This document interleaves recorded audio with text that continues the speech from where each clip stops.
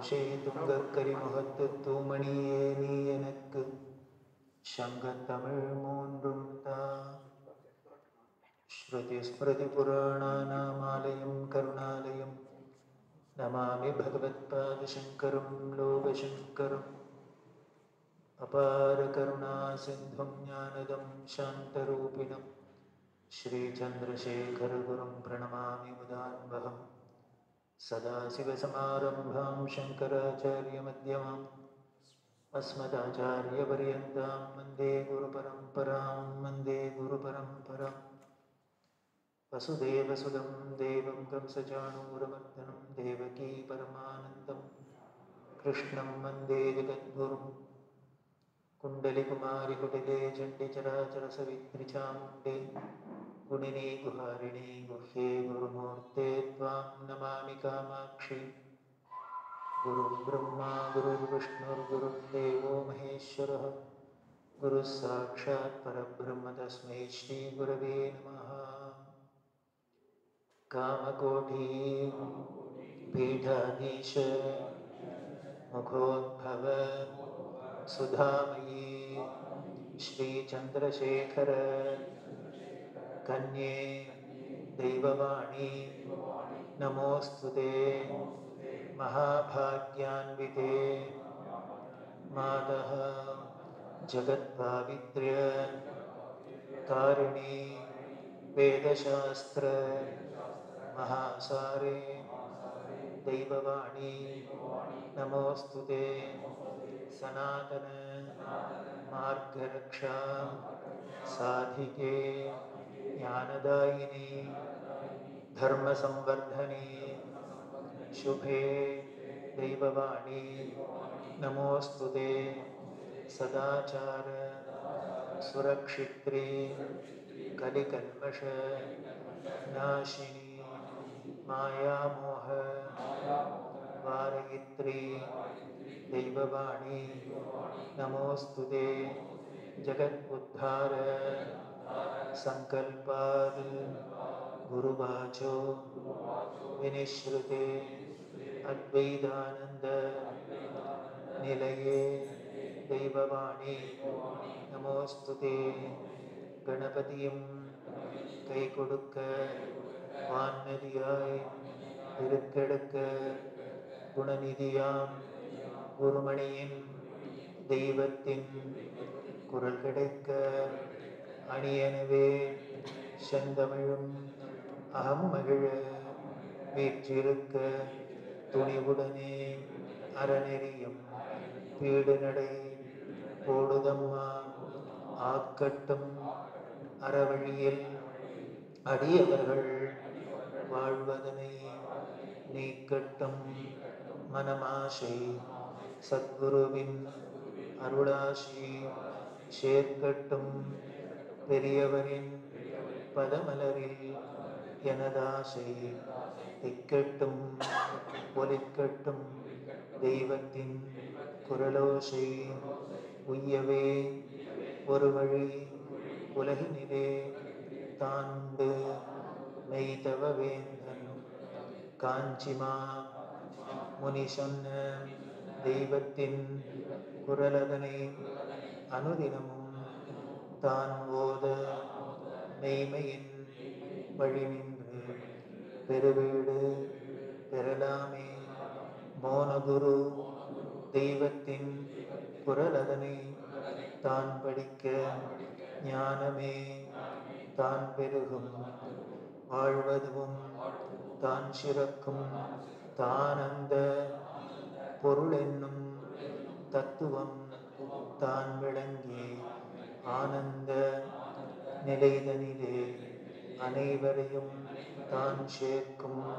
காஞ்சி மாமுனி கனிவாய் குரல் மழை கொஞ்சம் தமிழுக்கு வாய்த்த பொருள்மழை விஞ்சவேறில்லை மற்றவர் சொல்மழை நெஞ்சில் பதிப்பவர்க்கு என்றும் அருள்மழை. தெய்வத்தின் குரல் 7வது பகுதியில சான்றோர்கள்ங்கிற தலைப்புல பார்த்தோம்.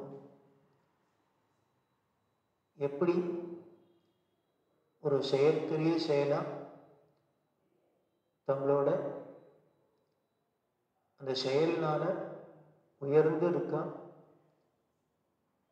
நூற்றுக்கணக்கான வருஷம் ஆனால் கூட இன்னமும் அவளோட பேரை நாம் சொல்றாப்புல, அவளை பற்றி நினைக்கிறாப்புல, எப்படி அவள் செயல்கள்னால உயர்ந்திருக்கா.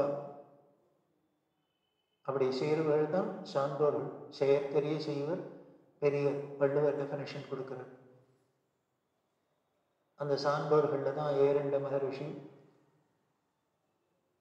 கனடியன் கால்வாய் அப்படின்னு இருக்கக்கூடிய ஒரு கர்நாடக தேசத்தை சேர்ந்த ஒரு பிரம்மச்சாரி.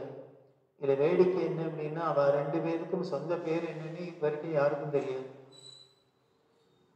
ஏரண்ட மகரிஷி அப்படின்னு அவர் இருந்த இடத்த வச்சு அவருக்கு ஒரு விஷயம் இருந்திருக்கு. ஆமணக்கு காடுன்னு சொல்லக்கூடிய கொட்டையூரில் இருந்ததுனால அவருக்கு ஏரண்ட மகரிஷின்னு பேர் சொல்ல முடியும். அப்பா அம்மா பேர் வச்ச பேர் என்னன்னு தெரியாது. இன்னும் திருநெல்வேலி ஜில்லாவில் கனடியன் கால்வாய் அப்படின்னு நீர்ப்பாசனத்துக்கு பெரிய ஒரு உபகாரமாக இருக்கு. ஆனால் அதுக்கு காரணமாக இருந்த ஒரு பிரம்மச்சாரி, அவரோட பேரும் யாருக்கும் தெரியல. தெரியவா? அதுதான் ஆச்சரியப்படலாம். அதனால தான் அவள சான்றோர்களாக இருக்கா. ஒன்றும் இல்லாத ஒரு கோவிலில் ஒரு பல்பை வாங்கி கொடுத்தோம்னாலே அது முழுக்களும் பேரை எழுதிடணும். உபயம் பை பெரியவசரா, அந்த வெளிச்சம் நிறையா வராத அளவுக்கு அதில் எழுதிடுறா லெட்டரால். ஆனால் இப்படி ஒரு உபகாரத்தெல்லாம் பண்ணி காலத்தால் அழிவில்லாத உபகாரத்தை பண்ணின்னு சான்றோர்கள்லாம் அவள் பேரு கூட என்னன்னு தெரியாது, சொந்த ஊர் என்னன்னு தெரியாது. அப்படி துளிக்கூட தங்களை பற்றின ஒரு சுவடே இல்லாத, ஒரு விளம்பரம் இல்லாத பண்ணி வச்சிருக்கா. அப்படின்னா அதனால்தான் அவளை பற்றி இன்னி வரைக்கும் நினைக்கிறாப்புல. அவளோட காரியத்தினால்தான் அவள் நிற்கிறாள், வெறும் பேரை வச்சுன்னு நிற்கல. இதெல்லாம் நமக்கு ஒரு படிப்பனையாக இருக்கு. சான்றோர்களை பற்றி பார்த்தோம். அதில் சொல்ற அவளுக்கு ஏதாவது வித்தியாசம் தெரிஞ்சுதா? இந்த நீர்ப்பாசனம், பூமி அங்கே பயிர் விளையிறதோ எல்லாம் நடக்கிறது எங்கே? தமிழ்நாட்டில் நடக்கிறது. இதை பண்ணினவர் யாரு அப்படின்னு ஒரு கன்னட தேசத்தை சேர்ந்த ஒரு பிரம்மச்சாரி. இதுக்கு பணம் கொடுத்தது யாருன்னு திருவனந்தபுரத்து ராஜா. இப்படி இவாள்லாம் எங்கள் மலையாளிக்கு தான் பண்ணுவோம், இல்லை எங்கள் கன்னடக்காரர்களுக்கு தான் பண்ணுவோம், எங்கள் தமிழ்நாட்டுக்கு தான் அப்படின்னு ஞான வாழ்க்கை பாஷையினாலேயோ பிரதேசத்தினாலேயோ ஒரு பிரித்து பேச தெரிஞ்சுதான். துடிக்கூட சோடு இல்லை அப்படின்னா அவளை பற்றி தான் இன்னைக்கு பேசுகிறோம். பெரியவா அப்புறம் கடைசியில் அதை முடிக்கிறதே சொல்கிறான். இப்படி இவா பண்ணியிருக்கிறத வச்சு நீ இன்னி வரைக்கும் பேசுகிறோம் அப்படின்னா நம்மளை பற்றி யாராலும் பேசுவாளோ? நூற்றுக்கணக்கான வருஷம் பற்றி. அப்போ சொல்கிறான், நிச்சயம் வேணால் பேசலாம். நம்ம எல்லாம் ஒற்றுமைன்னு சொல்லிட்டு இப்படி சண்டை போட்டுன்னு எல்லாரும் இவ்வளவுலாம் பிரிவினைவாதம் பண்ணிட்டு உட்காந்துருக்குமே, இவ வாய்ப்பந்தல் போட்டுட்டு செயலில் நேர ஆப்போசிட்டாக இருந்தான்னு வேணால் நம்மளை தூத்துறாப்புல பேசலாம் வரலாறு. ஆனால் இவர்களை போற்றுறாப்புல இருக்கு. அப்படி அந்த சான்றோர்களை பற்றி சொன்ன பெரியவா அடுத்தது ரொம்ப முக்கியமான ஒரு விஷயம். அதுவும் இந்த காலகட்டத்துக்கு, இந்த சூழ்நிலைக்கு ரொம்ப நமக்கு சிந்திக்க வேண்டிய, யோஜனை பண்ண வேண்டிய, நினைச்சு பார்க்க வேண்டிய ஒரு விஷயம்.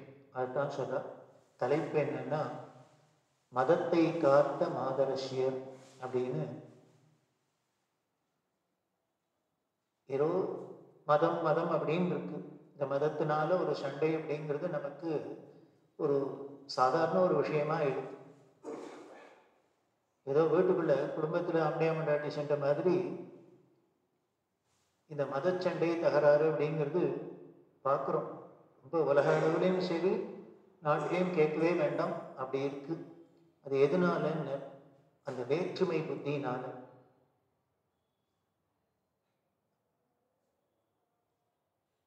இப்படி ஒரு சூழ்நிலை ஏதோ இப்பதான் இருக்குன்னு இல்லை, காலங்காலமா பல காலகட்டங்கள்ல அப்படின்னா பலவிதமான சூழ்நிலை இருந்திருக்கு. அந்தந்த சமயத்துல யார் அதை எப்படி என்ன பண்ணியிருக்கா, தங்களோட தியாகத்தினால தங்களோட செயல்னால எப்படி எல்லாம் பண்ணியிருக்காங்கிறதான் சொல்றா.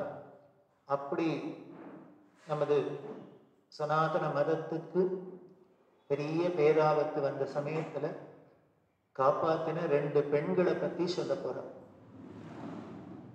என்ன லேடிஸால பண்ண முடியுமா அப்படின்னா, வரலாறு சொல்றது, இதெல்லாம் ஹிஸ்டரி. பெண்கள் தான் பண்ணியிருக்காங்க. அதுக்கு சொல்ற அந்த பெண்கள் பெண்கள் அப்படின்னு சொல்றோம். ஆனா சாஸ்திரம் என்ன சொல்றது அப்படின்னு, நம் மதத்தோட சகல தர்மங்களும் ஒரு மதம்னு இருக்கு, அதுல பல விஷயங்கள் இருக்கு, பல செயல்கள் இருக்கு. அதுல சொன்ன தர்மங்கள்லாம் எப்படி இருக்கு அப்படின்னு, இந்த சகல தர்மங்களுக்கும் வேறா இருக்கிறது யாருன்னு பெண்கள் தான் அப்படிங்கிறத தான் சாஸ்திரம் சொல்றது. ஸ்திரீ மூலம் சர்வ தர்மாக அப்படின்னு சொல்லிட்டு, பெண்கள் மூலமே அனைத்து தர்மமும் அப்படி. இங்க மூலம் அப்படின்னா தமிழ்ல சொன்னா அவ மூலியமானு வச்சுக்கலாம். ஆனா இங்க சம்ஸ்கிருதமா இருந்தா வேர் அப்படின்னா, ஒரு தர்மம் தர்மம் அறம் அறம் அப்படிங்கிறது இருக்கு அப்படின்னா, இந்த அறத்தை சொல்றதுதானே மதத்தோட வேலை. மதத்துக்கு வேற என்ன வேலை? எல்லாரும் அறவழியில போய் நன்மையை அடையணும், பிறவி பயனை அடையணுங்கிறதுக்காக தானே வழி சொல்றது. அது எங்க நிற்கிறதுன்னு, பெண்கள் மூலியமா தான் நிற்கிறது அப்படின்னு சொல்லியிருக்கு. ஸ்திரீ மூலம் சர்வ தர்மாக அப்படின்னு. அப்படின்னா அந்த பெண்களோட என்ன சொல்றது பவர், அவளோட சக்தி என்ன பின்னால முடிக்கிறதே பெரியவா சொல்ற. அவ இதை திருப்பி எல்லாம் பண்றதுக்கு பெண்களுக்கு அந்த சக்தியை கொடுக்கணும். ஏன்னா அவளே அம்பாள் ஸ்வரூபம் தான். அதுக்கு காமாட்சி அனுகிரகம் பண்ணட்டும் அப்படின்னு தான் பிரார்த்தனை பண்றான். அதுல பார்த்தா அந்த சக்தி சக்தி அப்படின்னாலே பெண்கள் தான். சிவசக்தி அப்படின்னா அதுல என்ன, சிவம்ங்கிறது பிரம்மமா இருக்கு. பிரம்மத்தோட லட்சணமே என்ன, ஒண்ணும் இல்லாத சும்மா கிடக்கிறது தான். அப்ப சும்மா இருக்கிற ஒண்ணும் இத்தனை காரியம் பண்ண முடியுமானா எதுனால? சக்தினால பண்றது. அந்த சக்தி எங்க இருக்கு? ஏதோ சிவம் சுவாமி அம்பாளுக்கு தான் இல்லை, ஒவ்வொரு இண்டிவிஜுவலுக்கும் ஒவ்வொரு வீட்டிலையுமே என்னென்ன, ஆண்கள்லாம் பிரம்மம் தான், பெண்கள் தான் சக்தி. அதனால்தான் போல இருக்கு ஸ்திரீ மூலம் சர்வ தர்மாக அப்படின்னு, பெண்களாலே அனைத்து தர்மங்களும் நிலைச்சிருக்கு அப்படின்னு சொல்லப்படுது. அதுக்கு வேறா இருக்கிறது பெண்கள். அப்படின்னா பெண்களோட முக்கியத்துவம் என்ன, அவளை எந்த அளவுக்கு நமது மதம் உயர்த்தி அவள்கிட்ட எதிர்பார்ப்போடு இருக்கு. இன்னைக்கு ஏதோ நம்ம புதுசா எல்லாம் சொல்றோம், 50% 30% ஆஹா ஓஹோ அப்படி இப்படின்லாம் ஏதோ வாய்ப்பந்தல் போட்டு இருக்கோம். ஆனா நிஜமாவே அதை பண்றதுக்கு நமக்கு மனசு இருக்கான்னா இல்லை. ஆனால் சாஸ்திரம் என்ன பண்ணியிருக்குன்னு, அவளைத்தான் நம்பி பண்ணவனும்னு சொல்லி பண்ண வச்சிருக்கு. அப்படி இந்த மூலமா இருக்கக்கூடியது பெண்களோட இந்த சக்தி தான், பெண்மைங்கிற சக்தி தான். ஆனா பெண்மைனாலே மென்மை தான். ஆனா அந்த மென்மையாலதான் இவ்வளவு வலிமையான காரியங்களை பண்ண முடியுது. ஆச்சரியம். இதெல்லாம் தான் ஈஸ்வர சிருஷ்டியில இந்த கான்ட்ராஸ்ட்லாம் தான் ரொம்ப விசித்திரமான பெரியவா சொல்ல. இதெல்லாம் நாம போய் போய் நோட் பண்ணி பார்த்தோம்னாலே நமக்கு பிரமிப்பா இருக்கும், ஆச்சரியமா இருக்கும், தானே பக்தி வரும். எப்படி ஒரு மென்மையா இருக்கிறதுனால இப்படி வலிமையான காரியத்தை பண்ண முடியும்? அங்கதான் இருக்கிற ரகசியம். அதுதான் அங்க. அப்படி அந்த மதத்துக்கு சிரமங்கள் வரதை எப்படி காப்பாத்தினா அப்படிங்கிறது சொல்றது. அந்த மதமே எப்படி இருக்குன்னு, நம்மளோட மதத்துக்கு பேர் என்ன, இந்து மதம் இந்து மதம் அப்படிங்கிறோம். அது மத்தவா வச்ச பேர் தான். இதோட ஒரிஜினல் பேர் இல்லாத மதம் அப்படிங்கிறது முன்னாலேயே நம்ம பார்த்துருக்கோம். ஏன்னா இது ஒண்ணுதான் இருந்தது, அதனால பேர் வைக்கணுங்கிற அவசியம் இல்லாத இருந்தது. ஒரு ஊர்ல ஒரே ஒரு ராமன் இருக்கான் அப்படின்னா ராமன் சொன்னாலே எல்லாருக்கும் புரிஞ்சிடும். 3-4 ராமன் இருந்தாதான் அப்புறம் கீழாத்து ராமன், மேலாத்து ராமன், கருப்பு ராமன், சேப்பு ராமன் எத்தையானும் அதுக்கு அடமொழி கொடுக்கணும், பேர் கொடுக்கணும். அப்போ ஒரே ஒரு ஆள் இருந்துட்டான்னா அவனுக்கு பேரே தேவையில்லை. அதை போல இது ஒண்ணுதான் இருந்ததுனால இதுக்கு பேரே இல்லாத இருந்தது. பெயர் இல்லாத மதம் அப்படின்னு நீங்க 2வது வால்யூம்ல அது இருக்கு முழுக்க. அதுக்கப்புறம் மற்ற மதங்கள்லாம் அங்கங்க வந்ததுனால அதுக்கு பேர் வந்ததுனால இதுக்கும் ஒரு பேர் வரும்படியா ஆயிடுது. அப்படி மற்றவர்கள் வச்சது இந்து மதம்னு. ஆனா நம்ம சம்பிரதாயப்படி இதுக்கு பேர் வைக்கணும்னு ஒரு நெசசிட்டி வந்ததுன்னா அதுக்கு என்ன வைக்கணும்னு வேத மதம் தான் இதுக்கு பேர், சனாதன தர்மம் தான் இதுக்கு பேர். அந்த வேத மதம்ங்கிறோம். ஏன்னு அந்த வேதம் சொன்ன நெறிப்படி தான் நம்மளோட வாழ்க்கை இருக்கணுங்கிறது. இதுதான் நியதி, கான்ஸ்டிடியூஷன் அப்படின்னு சொல்றோம். அதை யாரு கொடுத்தா அப்படின்னு யாரான மனுஷா எழுதினாடா இந்த வேதத்தை? மற்ற மதத்துக்கெல்லாம் வேடிக்கை என்னன்னு, இந்த வேதத்துக்கு விரோதமா வந்த மதங்கள்லாம் கூட மத கோட்பாடு சொன்ன புஸ்தகத்துக்கெல்லாம் அந்தந்த மதத்தோட வேதம்னே பேர் சொல்றாப்புல இருக்கு. இதெல்லாம் யாரோ எழுதினதாதான் நமக்கு வரலாறு காமிக்கிறது. ஆனா இதை யாரும் எழுதினாங்க? நிஜாக்ஞா ரூப நிகமா லலிதா சஸ்னம் சொல்றது. நிஜமான ஆணை அப்படின்னா நிகமம் வேதம்ங்கிற உருவத்துல உண்மையான ஆணையை பிறப்பித்தவள் யாரு?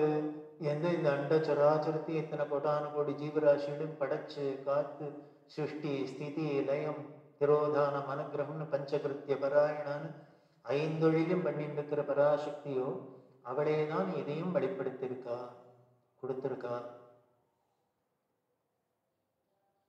அப்படி இருக்கிற அந்த வேதத்தை, அதுதான் கோட்பாடு, அது என்னென்ன பண்ணணும், எப்படி இருக்கணும், எப்படி இருக்கக்கூடாது, எல்லாத்தையும் நமக்கு விவரமா சொல்றது. அப்படி இருக்கக்கூடிய அந்த வேதத்தை நாம என்னவா சொல்றோம்னு ஒரு ஆம்பளையா சொல்லல. வேத புருஷன் அப்படின்னு நாம ஒரு பேச்சுக்கு சொன்னா கூட, ஆனா அதுக்கு பொதுவான பேர் என்னன்னு வேத மாதா அப்படின்னு பெண்பாலா தான் சொல்லியிருக்கு, அம்மாவா தான் சொல்லியிருக்கு. அப்படின்னா நம்மளோட பெரியவா சொல்ற அப்படின்னா நம்ம மதமே பொம்மநாட்டி மதம் தான், ஸ்திரீகள் மதம் தான். அப்படின்னா அதை காப்பாற்ற வேண்டியது அவா தானே. அப்படி அந்த வேத மதமானது இந்த ஸ்திரீகளாலே புத்துயிர் பெற்று திருப்பி ஜீவனம் பெற்று புனர்பிரதிஷ்டை அப்படின்னு சொல்றமே, அது மாதிரி ஆயிருக்கு அப்படின்னு சொல்றதே. அதுல 2 பேரை என்ன ஒரு துர்பாகியமான ரொம்ப சிரமமான திசையில இருக்கிறது எப்படி அதை 2 பேரும் காப்பாத்தினாங்கிறது சொல்றார். அதுக்கு முன்னால இது ஏதோ இந்த 2 பொம்னாட்டிகள் தான் பண்ணாளா அப்படின்னா, பொதுவா பெண்கள் அப்படின்னாலே நாம என்ன நினைச்சுருக்கோம் சொல்றோம், சாதாரணமா சொல்றோம். நம்மளோட சம்பிரதாயப்படி பார்த்தாலே கல்லானாலும் கிழமன் புல்லானாலும் புருஷன் அப்படின்னு இருக்கிறதான நம்மளோட சம்பிரதாயமே சொல்லியிருக்கு. இப்ப சொன்னோம்னா உததான் விழும். இது சொன்னோம்னா என்ன பண்ணுவான்னு வந்து அதெல்லாம் அந்த காலம், இப்பெல்லாம் காலம் மாறி போச்சு அப்படின்னு. அது மேல் சுவனிசம். இப்பெல்லாம் எதுவா இருந்தாலும் சரி, ஏன் காப்பிக்கு சக்கரை குறைச்சு போட்டிருக்கேன்னாலும் கேஸ் போடுவோம். நீ யாரு கேட்கறதுக்கு? கேட்டா ஈக்குவல் ரைட்ஸ் அப்படின்னு. ஆனால் இப்படி ஈக்குவல் ரைட்ஸ் சொல்றவாதான் என்ன பண்றாங்க, பஸ்ல ஏறணும்னா முதல்ல பொம்மநாட்டிகளுக்கு இடம் கொடுக்கணுங்கிற. அப்ப லேடிஸ்க்கு முதல்ல தனியா சலுகை வேணும்னு எதிர்பார்க்க பெரியவாதான் கேட்கிறான். நீங்க தான் எல்லாம் ஆணுக்கு சொன்னா 50-50ன்னா அப்ப அதுலயும் முண்டி அடிச்சுன்னு ஏற வேண்டியதானே, ஃபுட்போர்ட்ல தொங்க வேண்டியதானே. அப்ப மட்டும் எது? அதாவது இவ ரொம்ப ஜாக்கிரதையா என்ன பண்ணிக்கிறா அப்படின்னு, எங்கெங்கெல்லாம் வேணுமோ அங்கெல்லாம் வந்து இவ உடனே வீக்கர் செக்ஷன் கொண்டாடிக்கிறது. எப்போ இவளுக்கு இஷ்டம் இல்லையோ உடனே நாங்களும் ஈக்குவல் அப்படின்னு வருது. அப்படின்னா இது இதுலேருந்தே தெரியுது அவன் எவ்வளவு கிளாரிட்டி இல்லாத போயிடுது அப்படின்னு. இதுக்கு காரணம் வந்து லேடிஸ் இல்லை, பாலிட்டிக்ஸ். பெரியவாதான் இது பொம்மநாட்டிகிட்ட உள்ள தோஷம் இல்லை, அவளாவே தான் இருந்துட்டு இருக்கா. இந்த பாலிடிக்ஸ் பண்றதுதான் லேடிஸையும் பண்றது. அப்படின்னா இந்த கல்லானாலும் கிழவன் புல்லானாலும் புருஷன் அப்படின்னா இது வந்து நமக்கு நிஜமாவே ஒரு மாதிரி தான் இருக்கு. சார் என்ன சார் இருந்தாலும் ஒரு நியாயம் வேண்டாமா சார்? அவன் எப்படி இருந்தாலும் ஒத்துக்கிறதா அப்படின்னா அதுக்கு பெரியதா சொல்ல, அவன் நல்லதோ கெட்டதோ, நல்லவனோ கெட்டவனோ, அவன் எப்படி இருக்கானோ அவன் மனசுப்படி நாம நடந்துன்றது அப்படிங்கிறதுக்கு பேர் என்ன பெரியவா சொல்றாங்க, சரணாகதி. வைஷ்ணவத்துல சரணாகதி தானே முக்கியமா தத்துவமாவே சொல்லியிருக்காரு. என்னன்னு, பகவான்கிட்ட சரணாகதி அடையிறாப்புல குருட்ட சரணாகதி அடையிறாப்புல என்னங்க, பெண்களுக்கு குருவே யாருன்னு கணவனா சொல்லி அவன்ட்டு சரணாகதி பண்றது. இப்போ குரு இவாள்லாம் மட்டும் என்ன அப்படின்னா, என்ன பண்ணினாலும் எதிர்கேள்வி கேட்கக்கூடாதுன்னு அர்த்தம். பண்றத ஏத்துக்கணும். அப்படின்னா இதுதான் நம்மளோட தேசத்தோட ஒரு ட்ரெடிஷனா சொல்லிட்டு அப்படிதான் பல எல்லாருமே பதிவிரதைகள்லாம் இருந்திருக்கிறத பார்த்திருக்கோம். ஆனால் இப்படி இருக்கிற இந்த லேடிஸ்க்கு நடுப்புற கொஞ்சம் வித்தியாசமாகவும் சில பெண்கள் இருந்திருக்கா. இதை சொன்னோடனே நமக்கு உடனே அவள்லாம் இந்த காலத்து பொம்னாட்டி மாதிரி இருந்தாளாக்குன்னு நினைக்க வேண்டாம். அவளோட பெருமையை தான் சொல்ல போறா, வித்தியாசமா எதுக்காக இருந்தாருங்கிறது. அப்படி புருஷன் ஒரு வழி தவறி போனா, தப்பா போனா, அவளை திருத்தி பழைய வழிக்கு கொண்டு வரத்துக்கு இந்த லேடிஸ்லாம் காரணமா இருந்திருக்காங்க. இவா மட்டும் முன்னால சொன்னபடி கல்லானாலும் கடமன் புல்லானாலும் புருஷன் அவன் என்ன பண்றானோ அதுக்கு தான் சரின்னு தாளம் போட்டிருந்தான்னு வச்சுங்கோ, இந்த டாபிக்கே இப்போ வரப்போறது இல்லை. தெய்வத்தின் பொருள்ல ஒன்றும் இல்லை, இந்த மதமே இருந்திருக்க போறது இல்லை. அப்புறம் என்ன டாபிக்? அப்படி அவ ஒரு இந்த காலத்து லாங்குவேஜ்ல சொல்லணும்னா புரட்சி பெண்கள், புரட்சி தலைவிகள். இவா அப்படி டிஃபரெண்டா திங்க் பண்ணி, இல்லை இல்லை இது ஒரு இண்டிவிஜுவலுக்கு மட்டும் பாதிப்பு இல்லை, என்டையர் சமுதாயத்துக்கு ஒரு தர்மத்திற்கு பாதிப்பு, அதனால இதை சரி பண்ணித்தான் ஆகணும் அப்படிங்கிற ஒரு சிந்தனையோட, ஒரு தெளிந்த ஒரு முடிவோட இந்த செயலை சாதிச்சிருக்கா. இப்படி பொதுவாகவே ஒரு மனுஷன் அப்படின்னாக்க காமன் பீப்புளுக்கு என்ன அப்படின்ற உலக ரீதியில போறதுதான். ஒரு மெட்டீரியலிஸ்டிக்கா ஏதோ நம்ம பிறந்தோம் வளர்ந்தோம், ஒரு படித்தோம், ஒரு உத்தியோகத்தை பார்த்தோம், சம்பாதிச்சோம், வீடு வாங்கினோம், வாசலை வாங்கினோம், இத்தனை பண்ணோம், குழந்தைகள் பிறந்தது, கல்யாணம் பண்ணோம், பெரும் இதோட அப்படியே தான் போகிறது. இதுதானே உலகத்துல பெரும்பாலான எல்லாருக்கும் உள்ள ஒரு லோக ரீதியான வாழ்க்கை. அப்படி லோக ரீதியா போற வாழ்க்கையிலையும் இந்த பெண்கள்லாம் என்ன பண்ணாங்க, தன்னோட கணவனா இருக்கட்டும், தன் வயத்துல பிறந்த குழந்தைகளா இருக்கட்டும், ரொம்ப முக்கியம் அது, இவாள்லாம் என்ன பண்ணா அப்படின்னு இந்த ரொம்ப இந்த மெட்டீரியலிஸ்டிக்கா ஒரே லௌகீக புத்தியோட இவருடைய அலைஞ்சிருந்தா அவளை நேர்வழிப்படுத்தி ஞான மார்க்கத்திலையும் திருப்பி விட்டுருக்கா. அப்படி இருந்தவள நமது புராண இதிகாசங்கள்லேருந்து 2 பேரை காமிக்கிறா. அதுக்கப்புறம் தான் ஹீரோயினா சொன்ன 2 பேரை சொல்ல போறோம். இதுல இந்த புராண ரீதியா இருக்கிற 2 பேர் யாரு அப்படின்னா, ஒரு அம்மாவுக்கு பேர் சூடாலா அப்படின்னு பேர். யோக வாசிஷ்டம் அப்படின்னு ஞான நூல்ல ரொம்ப உயர்ந்ததா சொல்லப்பட்டிருக்கு. ஞானத்தை முழுக்க முழுக்க குலகுருவான வசிஷ்டர் ராமருக்கு உபதேசம் பண்றார். அந்த யோக வாசிஷ்டத்துல வர்றது ரெஃபரன்ஸ் இந்த சூடாலாவோட கதை. ரொம்ப உத்தமமான அந்த ஞான கிரந்தத்துல இந்த அம்மாவை ரொம்ப உயர்வா சொல்லியிருக்கு. என்ன சொல்லியிருக்குன்னு, பெரிய ஞானி அப்படின்னே அவளை வர்ணிக்கிறது. உதாரணத்துக்கு காமிக்கிறது இந்த பெண்ணை காமிக்கிறது வசிஷ்டர். அந்த சூடாலா என்ன பண்ணா அப்படின்னு ஆத்ம விசாரம் பண்ணிட்டு யோக சித்தியெல்லாம் அடைஞ்சவளா இருந்திருக்கா, மகா ஞானியா இருந்திருக்கா. அவளோட கணவன் சிகித் பஜன் அப்படிங்கிறது. இந்த சிகித் பஜன்கிற ராஜா என்ன பண்ணான் அப்படின்னு, அவர் குறை சொல்றாப்புல இல்லை, நல்லவர் தான். ஆனால் ராஜாவா இருந்தாலும் எல்லா ராஜாவும் இருக்கிறாப்புல ரோக ரீதியா நம்மள மாதிரின்னு வச்சுப்போம். ஒரே லௌகீகமாவே அப்படியே தான் வாழ்க்கையை வாழ்ந்துட்டு இருக்கிறது. இந்த சூடாலாங்கிற இந்த மனைவியோ இவ பெரிய ஒரு ஞானியா இருக்கா. அவளுக்கு பார்த்தா என்ன ஆத்துக்கார ஒரு ராஜாவா இருந்துன்னு இப்படியே எத்தனை நாளைக்கு இத்தப்பண்டு துளி கூட ஒரு ஆத்ம விசாரம் இல்லாத ஒரு ஞான மார்க்கத்துல ஒரு விருப்பம் இல்லாத இப்படி இருக்காரே ஒரு வாரி, விருப்பம் இல்லாதன்னு சொல்ல முடியாது, அவருக்கு அது தெரியல, அவ்வளவுதான். அப்படி இருக்காரு அப்படின்னு இவர் ரொம்ப வருத்தப்பட்டு, இப்படி நம்மளோட பதி இவர் இப்படி வீண் போயிடக்கூடாது, இவரோட ஜென்மா கிடையாது போயிடக்கூடாது அப்படிங்கிற ஒரு ஆசையினால என்ன பண்ணினான்னு அவளுக்கு உபதேசம் பண்ணார். கணவனுக்கு உபதேசம் பண்றார். ஞான மார்க்கத்தோட ஆத்ம ஞானத்தோட விசேஷத்தை உபதேசம் பண்ணி, வேடிக்கை என்னன்னு கடைசியில இவளோட உபதேசத்தினால அவர் பெரிய ஞானியா ஆறாப்புல ஆயிடுது. சிகித்வஜன் அவர் பெரிய பிரம்மனிஷ்டா ஆறாப்புல மாத்திரம். பொதுவா தர்ம அர்த்த காம மோட்சம் அப்படின்னு 4 விதமான மனிதனுக்கு வேண்டிய புருஷார்த்தங்கள் அப்படின்னு சொல்லியிருக்கு. இந்த 4ல பார்த்தீங்கன்னா இந்த மோட்சத்துல தவிர மீதி 3லயும் மனைவிங்கிறவளுக்கு, வீட்டுல இருக்கிற பெண்களுக்கு ஒரு நிச்சயம் அவளோட ரோல் இருக்கு. தர்மத்திலேயா இருக்கட்டும், அவளுக்கு பேரே தர்மபத்தினி தானே. தர்மபத்திரின்னா என்னன்னா வேற ஒண்ணும் இல்லை, ஆண்டையான் தர்ம வழியில போறானா, தர்ம காரியங்கள் பண்றானான்னு பார்க்க வேண்டியது, பண்ண வைக்க வேண்டியது கடமை.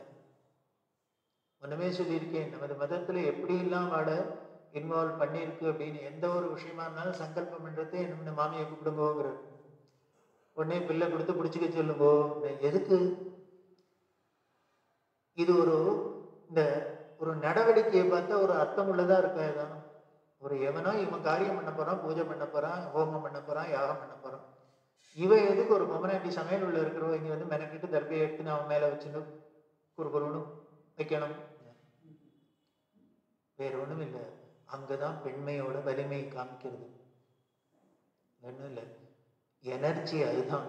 அது என்ன பண்ண தர்ப மூலியமா இங்க இது பிரம்மம், இதுக்கு ஒண்ணும் தெரியாது. நீ தான் ஸ்டார்ட் பண்ணி விடணும் வண்டியை. அப்புறம் இவர் எல்லாமே சங்கல்பெல்லாம் எடுத்து இனிமே ஆனோன்னு மாமி நீங்க பாட்டுக்கு உள்ள போய் காரியம் பண்ண, அப்புறம் என்ன அவ்வளவுதான். வண்டியை ஓட்டி விட்டாச்சுன்னா அது பாட்டுக்கு ஓடிட்டு இருக்க முடியும்.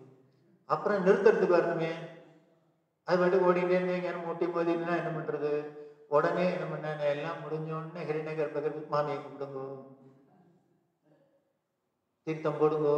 எதுக்கு தீர்த்தம் போடணும்? ரூபா நோட்டை நினைக்கிறதுக்கா? இல்ல. என்ன பெரியவா சொல்ற, கிரக லக்ஷ்மின்னு தான் சொல்லியிருக்கவே, எங்கேயான கிரக விஷ்ணுன்னு எந்த ஆம்பளைக்கான பேர் உண்டோ? கிரகலட்சுமின்னு அவதான் மகாலட்சுமியா சொல்லியிருக்குன்னா அப்ப அவ ஆத்துக்கார மகாவிஷ்ணுவான்னா இருக்கணும். அப்போ சாம்பளேஸ்வரத்தை இவர் தான் எங்காத்து கிரக விஷ்ணுன்னு சொல்லக்கூடாதோ? இல்லை, அவதான் எல்லா அதிகாரமும். அவதான் வீட்டுக்கு இவர் மெனக்கெட்டு கழுத்து மட்டும் லோனம் போட்டு இன்ஸ்டால்மெண்ட் கட்டி வீடு வாங்குறார். ஆனா கிரகப்பிரவேசத்துக்கு நாளை பாருங்கன்னா சஷ்டி மாமி நட்சத்திரம் என்னன்னு கேட்கிறார். அயோக்கியதானம் தானே. நாங்க இஷ்டப்பட்டு சம்பாதிச்சு வீடு வாங்குறேன், லோனை போட்டுறேன், என்ன அவளுக்கு பேர் என்னென்ன? நீ பேரு வீடு தான் உன் பேர்ல அப்படின்னு, உனக்கும் சேர்த்து எஜமானி அவதான். ஸோ அதனால அவளுக்கு தான் அங்க சரியா இருக்கணும். ஏன்னர் அவ அந்த கிரகத்துல சரியா ஒரு ஸ்திரீகள் இருந்துட்டான்னா வீடே சரியாதான் இருந்தாகும், அந்த குலமே சரியா இருந்துதான் ஆகும். அங்க சரியில்லைன்னாலும் எல்லாம் தலைகீழ் போயிடும். அப்ப என்ன அப்படின்னு வெறுமனை ஏதோ இவர் பாட்டுக்கு வாரி விட முடியாது. பார்க்கறது 500 வச்சிருக்காளா, 1000 வச்சிருக்காளா, சரியான தட்சிணை கொடுக்குறாளா, வந்தவர் வித்வானா. நல்ல வித்வான் வந்தாக்க 500 வச்சா, எப்பேற்பட்ட கருவாட்டிகள் வந்திருக்கு, 500 இன்னொரு 500 வைக்கும் சொல்லலாம். இல்லை என்ன மாதிரி ஆளுமானாக்க இது வந்திருக்கு, 500 வைக்கிறேன் வைங்க, 200 எடுக்கும், அதுவும் சொல்லலாம். உத்தரவு இல்லாத கொடுக்க முடியல. அப்படின்னா ஒரு கணவனை இப்படி தர்ம வழியில நடத்தின்னு போறதுனாலே தர்ம பத்தினி. அதனால தர்மத்துக்கு இவதான் உறுதுணையா இருக்கா. அதனால தர்ம அர்த்த காம மோட்சத்துல இவளுக்கு பெரிய இருக்கு. அடுத்தது அர்த்தம் அப்படின்னா வெல்த், பொருளாதாரம். இந்த பொருளாதாரத்திலேயும் பெண்கள் தான் ரொம்ப முக்கியமான ரோல் பண்றாங்க. ஆம்பளைகளுக்கெல்லாம் என்ன பண்ணி மிஞ்சி மிஞ்சி போனா சம்பளம் வாங்க தெரியும், வந்து வீட்டுல கொடுக்க தெரியும். இவ எதுக்கு கொடுத்துடுறான்னு மற்ற டென்ஷன்லாம் இல்லாத இருக்கணுங்கிறதுக்காகவே இவ தலையில கட்டிடுறது. அதெல்லாம் எனக்கு தெரியாது, ரேஷன் வரலையா எல்லாம் என் காதுல போடாது, எல்லாம் நீ பார்த்துக்கணும். பொருளாதார ரீதியாகவும் இவ என்ன பண்றா அப்படின்னு ஆண்கள் மாதிரி இல்லாத பார்த்து பார்த்து எதை எதை எப்படி செலவழிக்கணும், எப்படி செலவழிக்க கூடாது, எங்க சரி எங்க தப்பு, ஒரு குடும்பத்தை அழகா கொண்டு போய் ஒண்ணும் இல்லாத எத்தனையோ பார்த்துருக்கோம், கண்ணெதிர்க்கு பார்த்துருக்கோம். சொல்ப சம்பளம் உள்ள குடும்பத்துல இருந்த ஸ்திரீகள்லாம் கூட அவளோட சிக்கனத்தினால செட்டுக்கிட்டா இருந்து வீடு வாசல்லாம் வாங்கி அந்த குடும்பத்தை சமுதாயத்துல தலை நிமிர்ந்து நிற்கிறாப்புல பண்ணின ஸ்திரீகள்லாம் பார்த்துருக்கோம், கண்ணால பார்த்துருக்கோம்.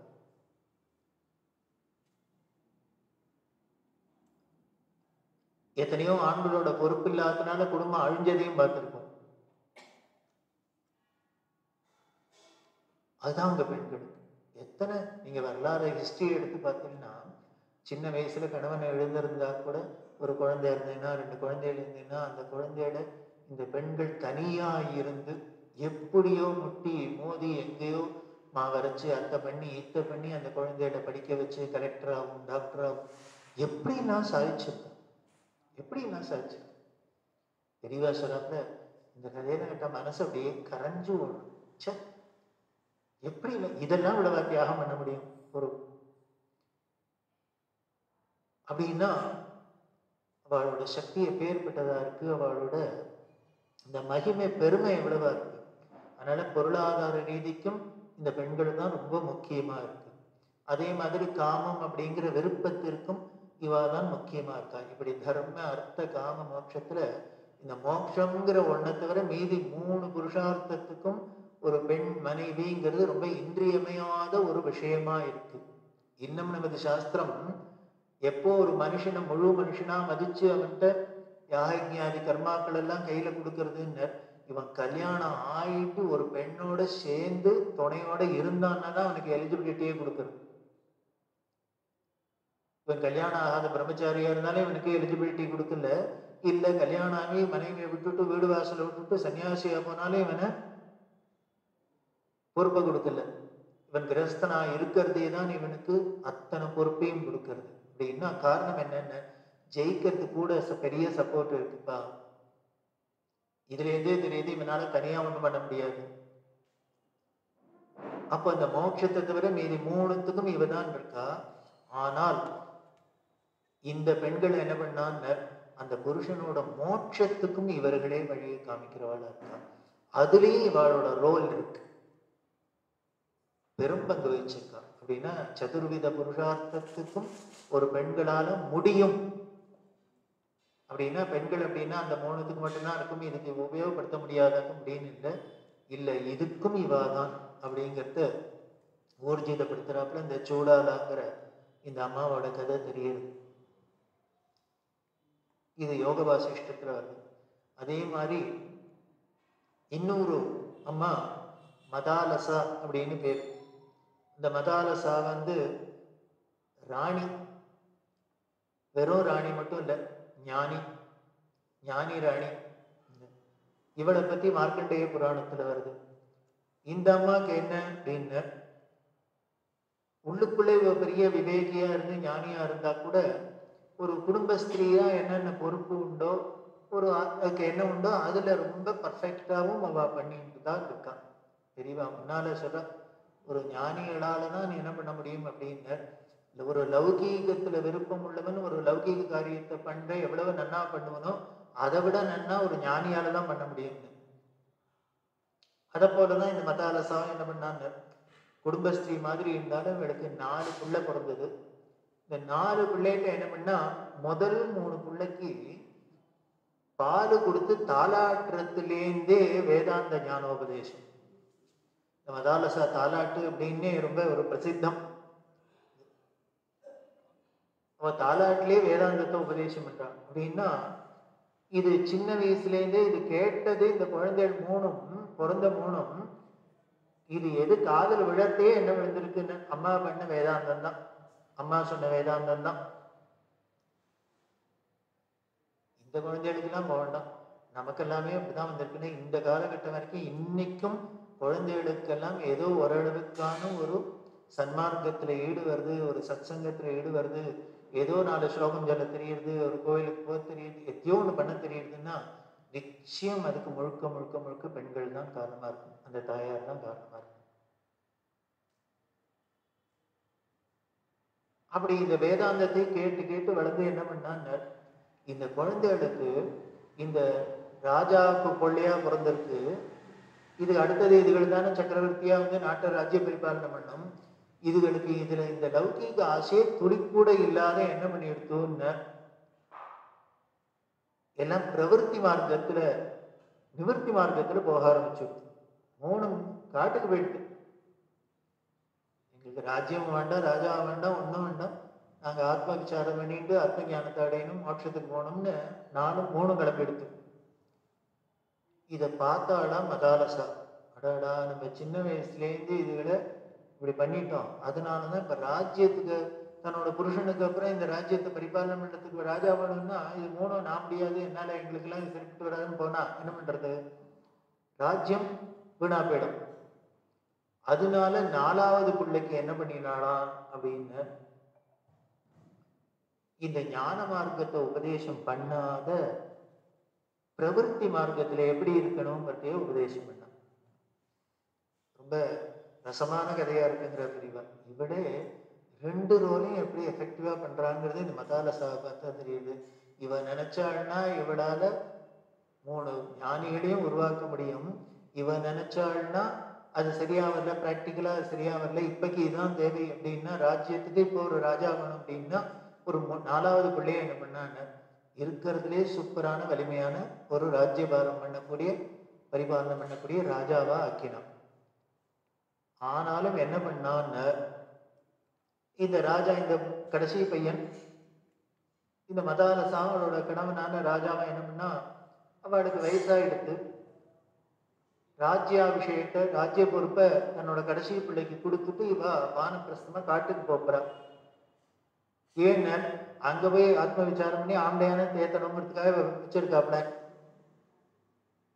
இப்போ போறா, போறதுக்கு முன்னாலே என்ன பண்ணாலான்னு அந்த மதாலசாக்கு, நம்ம வயத்துல பிறந்துட்டு இந்த குழந்தை இப்படியே வெறும் லௌகீகமா ராஜாவாவே இருந்துட்டு ஜென்மாவை நடிச்சுருதாது, அதனால இதுக்கும் ஒரு ஞானம் வரணும், என்ன உரிய காலத்துல வந்து அது ஆத்மக்ஷேமத்தையும் அடையணும் அப்படிங்கிறதுக்காக என்ன பண்ணான்னு, தக்க சமயத்துல உனக்கு இந்த பிரவர்த்தி மார்க்கத்திலேருந்து நீ உன்னோட ஆசைகளை வைக்கிண்டு நிவர்த்தி மார்க்கத்துக்கு போகணும் அப்படிங்கிறதுக்கு என்ன வேணுமோ அதை எழுதி ஒரு மோதிரத்துக்குள்ள வச்சு புள்ள கையில போட்டு பண்ணான்.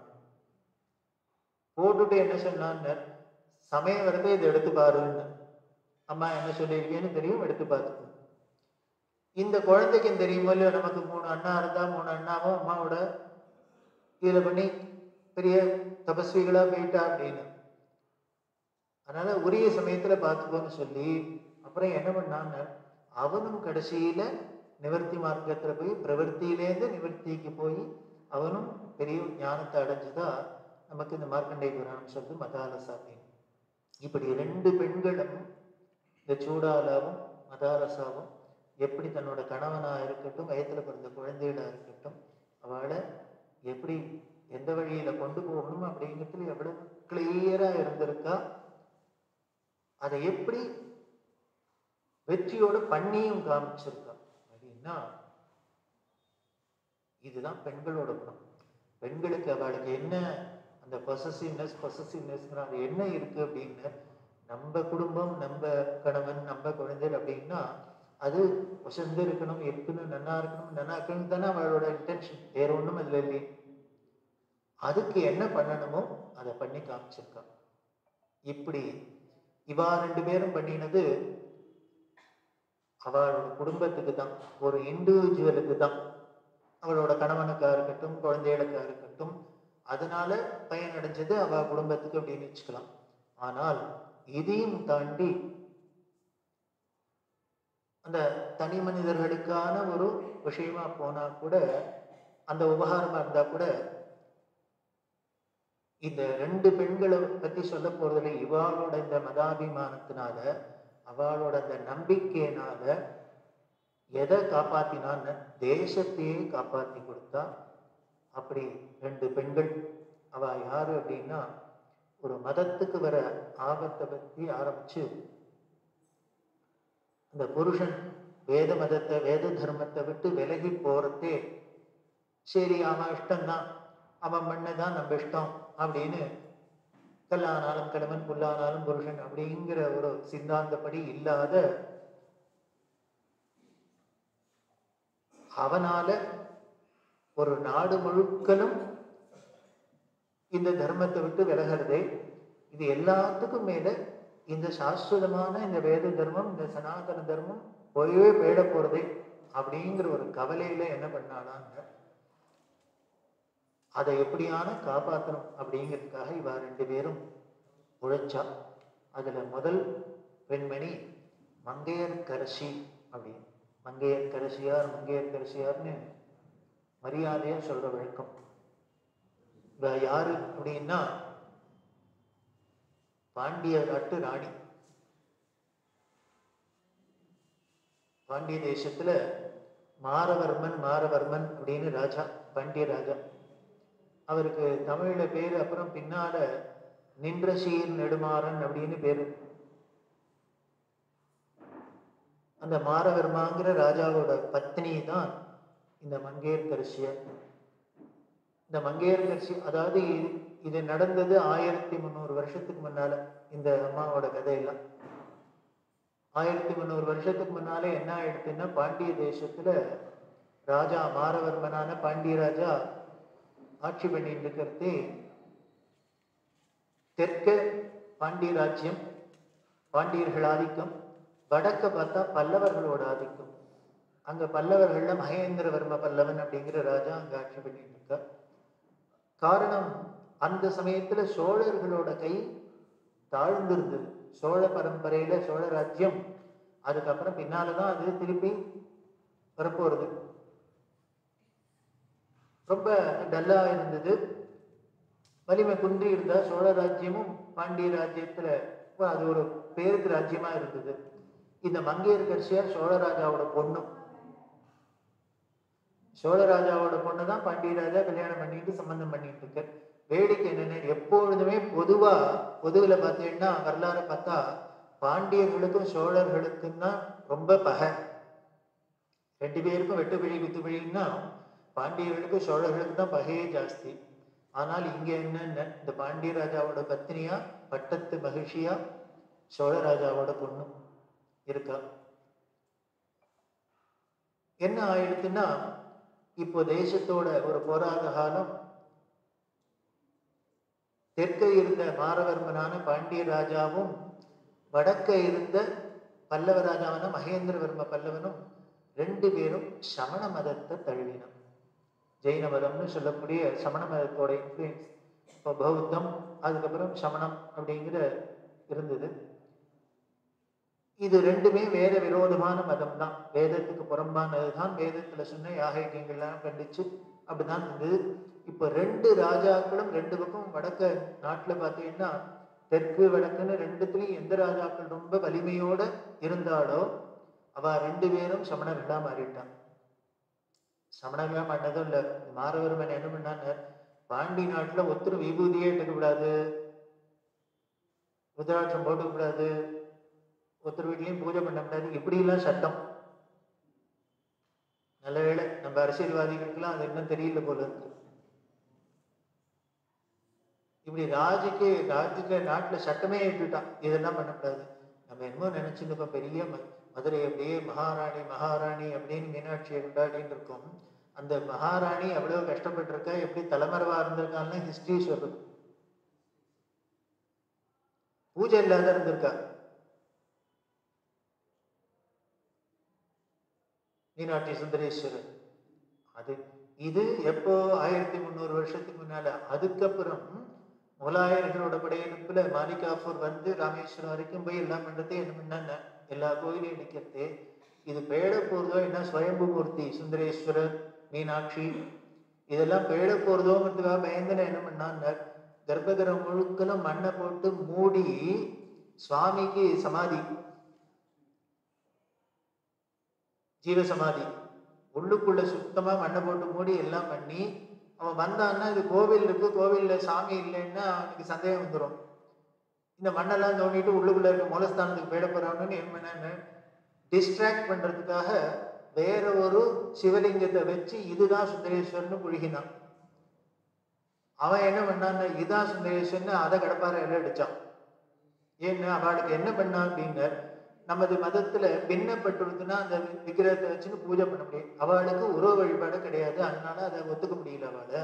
அப்ப உருவ வழிபாடு பண்றவாளை என்ன பண்ணான்னு,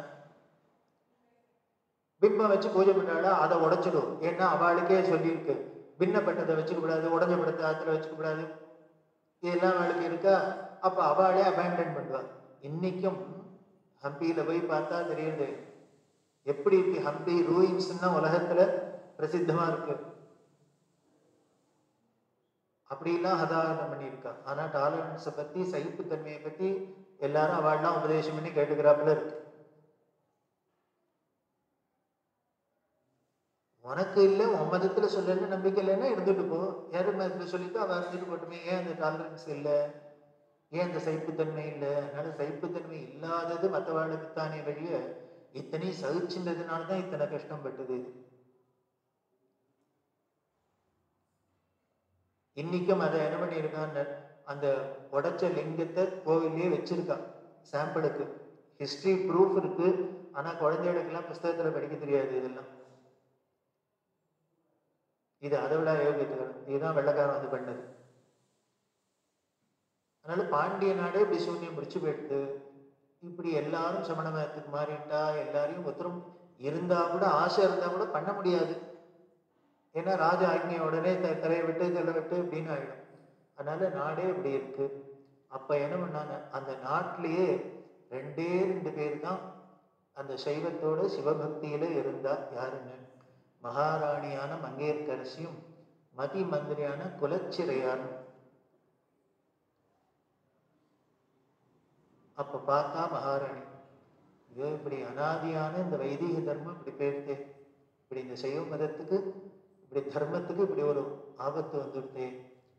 எப்படி ஒரு மனைவியா இருக்கிறதுனால புருஷனை எதிர்த்து பேசுறதுக்கு இவ விரும்பல. இதெல்லாம் சில பாயிண்ட்ஸ் எல்லாம் தெரியவா அங்கங்க சொல்லுவாரா. ஏன்னா இவ பெரிய புரட்சி தலைவி மாதிரி எத்தையோ பண்ணினா மாத்தினா அப்படின்னா அதுக்காக தாட்கூட்டின ஒரு மரியாதை கிட்டத்தனமா வரம்பு மீறி பேர்ல எப்படி வரம்புக்குள்ளேயும் இருந்திருக்கா, ஆனால் எப்படி சாதனையும் பண்ணியிருக்காங்க. அதனால இவ என்ன பண்ணுவாளாம் அப்படின்னு, எப்படி என்ன பண்றதுன்னு தெரியாத இவளால அந்த தன்னோட அந்த பக்தியை விடவும் முடியல. ஆனா புருஷனும் அப்படி பண்ற. அதனால கணவனுக்கு தெரியாத, இப்ப பெண்கள்னாலே உடம்புல வஸ்திரத்தை போட்டு முகம் தானே தெரியுறாப்புல இருக்கு. அதனால உடவைக்கு உள்ளுக்குள்ள விபூதி எல்லாம் வச்சுட்டு ருத்ராட்சத்தை போட்டு அப்படி இருக்கலாம். தெரியாத, ராஜாவுக்கு தெரியாத தான் பூஜை பண்றது, வழிபாடு பண்றது. இதே மாதிரி குலச்சிறையார், அவர் மந்திரியா இருக்கிறதுனால ராஜாவுக்கு கட்டுப்பட்டு தான், இவ மனைவியா இருக்கிறதுனால கணவனுக்கு கட்டுப்பட்டு தான். இவ 2 பேருக்கும் இது ஒரு பெரிய கை கட்டு. அதனால இவன் என்ன பண்ணாளான்னு, ரொம்ப மனசு ரொம்ப தாபப்பட்டான். தாபப்பட்டு பரமேஸ்வரன் சுந்தரேஸ்வரத்தை பிரார்த்தனை பண்ணான். இது எதுக்காக இப்படி எனக்கு தெரியல, இவ்வளவு ஒரு பெரிய தண்டனையா இருக்குது. ஏன்னா நான் கணவனுக்கு மனசுக்கு அவர் மனசுபடி போனாத, நடந்துட்டு தெரியாத, நான் இனிமே என்னால இந்த பக்தியை விட முடியாத, அவருக்கும் துரோகம் பண்றாப்புல இருக்கு. ஒரு பதிவிரதையா நான் கணவனுக்கு விருப்பப்படி நடக்காத, நான் அவருக்கு தெரியாத திருட்டுத்தனம் பண்றதுங்கிறது பெரிய தோஷம். அப்படி பண்ண முடியுமா இருக்கு, இப்படி ஒரு பாவம் எனக்கு. சரி, இந்த பாவத்தை விட போனாலும் பரவாயில்ல, ஆனா தர்மம் தான் முக்கியம்னு ஒன்னையான அழகா பூஜை பண்ண முடியுதா? அதுவும் பண்ண முடியல. உனக்கு பூஜை பண்றதையும் ரகசியமா பண்ண வேண்டியிருக்கு, கணவனுக்கு தெரியாதையும் வேஷம் போட வேண்டியிருக்கு. இப்படி 2 பேருக்கும் நான் துரோகம் பண்றேன்னு நான் நினைக்கிறேன். உன்னையும் ஏமாத்துறேன்னு நினைக்கிறேன், அதே மாதிரி புருஷனையும் ஏமாத்துறதா நினைக்கிறேன். எனக்கு இப்படி ஒரு தண்டனையா இருக்கேன்னு இந்த மங்கையர்க்கரசி அப்படி சுவாமிகிட்ட உருகினா, அழுதா. இப்படி அழுதோன்னு என்ன பண்ணார்னா சுந்தரேஸ்வரர், அப்ப சொல்றாலும் பெரிய மனசாட்சிப்படி என்னன்னு, புருஷன் சொல்றதையும் கேட்க முடியல, ஆனா வெளிப்படையா நம்மளோட தர்மத்தை நடத்தவும் முடியல. ரெண்டும் இல்லாத இப்படி இருதலை பிள்ளையா இருக்கேன் அப்படின்னு வருத்தப்பட, அப்போ ஒரு விஷயம் காதல விழுந்தது. என்னன்னு, ஒரு ஞான சம்பந்தர்னு ஒரு அருட்குழந்தை பிறந்திருக்கு. அது என்ன பண்றதுன்னு, போற இடத்துல எல்லாம் பெரிய மாறுதலை உண்டு பண்ணிட்டு பெரிய பல அதிசயங்கள்லாம் பண்ணிட்டு வருது. அதனால ஒரு காலம் அந்த குழந்தைய எப்படியான இந்த பாண்டிய நாட்டுக்குள்ள வர வச்சுட்டா இந்த பாண்டிய தேசத்துக்கு ஒரு விடுவி காலம் பிறக்கலாம், நமது மதத்துக்கு ஒரு புத்துயிர் கிடைக்கலாம் அப்படிங்கிற ஆசையில என்ன பண்ணினா, இவ வெளியில யார்ட்டையும் சொல்லிக்க முடியாது. அதனால மந்திரியான குலச்சிரியாட்ட ரகசியமா சொன்னான். அப்ப இவ 2 பேரும் தான் அதுக்கு அவளுக்கு அங்க அந்த நாட்டுக்குள்ளேயே 2 பேருக்கும் ஒத்த கம்பெனி யாருன்னு இவா 2 பேரும் தான், மந்திரியும் மகாராணியும் தான். ஆலோசனை பண்ணா, அவர் எங்க இருக்காருன்னு பார்த்து அந்த குழந்தை இங்க வர முடியுமான்னு பாருங்கன்னு மந்திரிட்டு சொன்னார். அவர் உடனே ஒற்றர்கள் மூலியமா பார்த்தா வேதாரண்யம் அப்படின்னு சொல்லக்கூடிய திருமறை காட்டுல ஞானசம்பந்தர் அங்க யாத்திரையில இருக்கார். கூட யாருக்கான அப்பர் சுவாமிகளோட இருக்கு. இது தெரிஞ்சது. உடனே சொல்லி அனுப்பிச்சா, இங்க வர முடியுமான்னு பார்ப்போம், ஆனா இவளுக்கு பயமா இருக்கு. இது இந்த சமணர்கள்லாம் பொல்லாதவர்கள், என்ன வேணா பண்ணிடுவா, செய்வினை பண்றதுல வல்லவர்கள், ஏதானும் அந்த குழந்தைக்கு ஆயிடுமோன்னு பயந்துட்டு எப்படியானு வந்தா தேவையில்லன்னு இருக்கு. ஆனா இங்க வந்தா எப்படி விபரீதமா ஆகுமா, இல்ல நம்ம நினைச்சபடி நல்லது நடக்குமா தெரியவும் தெரியாது. எப்படியானும் வந்தா தேவையில்ல அப்படின்னு போய் சொல்ற. இவரை என்ன பண்ணினார், ஒற்றர்கள் மூலமா எல்லாம் பண்ணி இவர் ரகசியமா போன வேதாரண்யம். இது மாதிரி பாண்டிய நாட்டுக்கு இப்படி ஒரு சோதனை வந்துருக்கும், நீங்க வந்தா உங்க பாதம் பட்டாக்க அது மூலியமா ஏதாவது நல்லது நடக்கலாம் நமது மதத்துக்குன்னு அம்மா மகாராணி ஆசைப்படுறா, நீங்க வரணும் அப்படின்னா உடனே என்ன பண்ணான்னு, வரேன்னு சொல்லிட்டு, நிச்சயம் வரேன் வரேன் அப்படின்னு ஞானசம்பந்தர் சொல்றதே தான் அப்பர் சுவாமிகள் சொல்ற. அப்பர் சுவாமிகள் ரொம்ப வயசானவர், இது குழந்தை. உடனே சொல்ற, இப்ப நாடும் கோடும் சரியில்லை, இப்ப கிரகங்களே நமக்கு சரியில்லை, எல்லாம் கோணல் மடமா இருக்கு. அதனாலதான் இப்படி நாட்டுல கோணாமலாம் நடக்கிறது. அதனால இந்த சமயத்துல நம்ம அங்க அந்த பொல்லாத வாழ்க்கை போய் மாட்டிக்க வேண்டாம், நீ குழந்தைன்னு இவர் கரிசனத்துல அப்பாவா இருந்துன்னு சொல்ற. ஏன்னா இவர் அப்பறேன்னு கூப்பிட்டதே இவர் தானே, அப்பா அப்பான்னு கூப்பிட்டதே இவர் தானே. அதனால பிள்ளைக்கு உபதேசம் பண்றாரு, போக வேண்டாம் அப்படின்னு. அப்போதான் ஞானசம்பந்தர் சொல்ற, நீங்களா சொல்றது அப்படின்னு, எனக்கு ஆச்சரியமா இருக்கு. அதாவது ஒரு ஒருத்தர் பேச்சிலேருந்து திடீர்னு மாறினாக்க நமக்கு வித்தியாசமா இருக்கு. என்ன சார் நீ நான் சொல்ற, ஏன் நீ அப்படின்னா நல்லதெல்லாம் பேச மாட்டியே, திடீர்னு இன்னைக்கு என்னமோ நல்லது சொல்லு அப்படின்னு நமக்கு நல்லதே பேசுவாழ்கிட்டே நல்லது வந்தாலும் சந்தேகம் வந்துடும். இல்ல நல்லதே பேசுங்க தானே, என்ன அசத்து நீ பேசுறேன் உன் வாயில அப்படி எல்லாம் வராதேன்னு தெரியும்.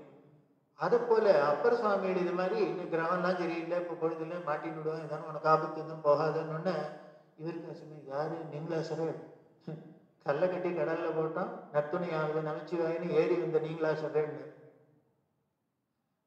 நீங்க விடாத கஷ்டமா இனிமே வந்துடும் போறது, எனக்கு நான் கஷ்டப்பட்டிருக்கேன்னா என்னெல்லாம் படுத்தினார் உங்களை, அத்தனையிலையும் மீண்டு வந்தேன். எப்படி மீண்டு வந்தேன், உங்க சக்தினாலேயே மீண்டு வந்தேள், நமசிவாய நமசிவாய பஞ்சாட்சரத்தினால மீண்டு வந்தேள் அப்படின்னு. அப்பேற்பட்ட நீங்க சொல்லலாமா நாடுக்கும் கோடுக்கும் பயப்படலாமா, நீங்க என்ன சொன்னேன், நாமா இருக்கும் குடியிருந்தும் நமனை எஞ்சும், எப்படி இல்லாம சொல்லியிருக்கு, ஒரு வயலுக்கு பயப்பட மாட்டோம். ஏன்னு அந்த பரமேஸ்வரன் நம்மளோட ஆளுன்னு நம்மளை சேர்த்துட்டான் அவன் கூட்டத்துல அப்படின்னு சொல்லி நீங்க பயப்படலாமா கிரகத்துக்குன்னு. அப்பதான் சரி, வேயூர் தோழி பங்கன் விடமுண்ட கண்டன் மிகநல்ல வேணி தடவி மாசரு திங்கள் கங்கை முடிமேல் அணிந்தன் உடனே புகுந்த, அதனால் ஞாயிறு திங்கள் செவ்வாய் புதன் வியாழன் வெள்ளி சனிபாம்பிரண்டு உடனே ஆசரு நல்ல நல்ல அவை நல்ல நல்லடியார்கள். அந்த பரமேஸ்வரனோட பக்தன்னு தெரிஞ்சுட்டாக்க நவகிரகமும் என்ன பண்ணும்னு, நவகிரகம்னா ஏதாவது வேலை தான் செஞ்சாகணும்னாக்கா அது என்ன பண்ணும்னு, நல்லதுதான் பண்ணும். முத்துசாமி தீட்சிதர் நவகிரக திதி பண்ணியிருக்கார். அதுல நவகிரகத்திலே எல்லாரும் ரொம்ப பயப்படுறது ஒருத்தருக்கு தான், சனீஸ்வரனுக்கு தான். ஆனா அவரை போல தர்மிஷ்டர் கிடையாது, அவரை போல தர்மவான் கிடையாது. அவருக்கு மட்டும் இந்த பந்த பாசம் அப்படிங்கிறது எதுவுமே கிடையாது. அவர் என்ன பண்ணார், பியோர் ஜட்ஜு.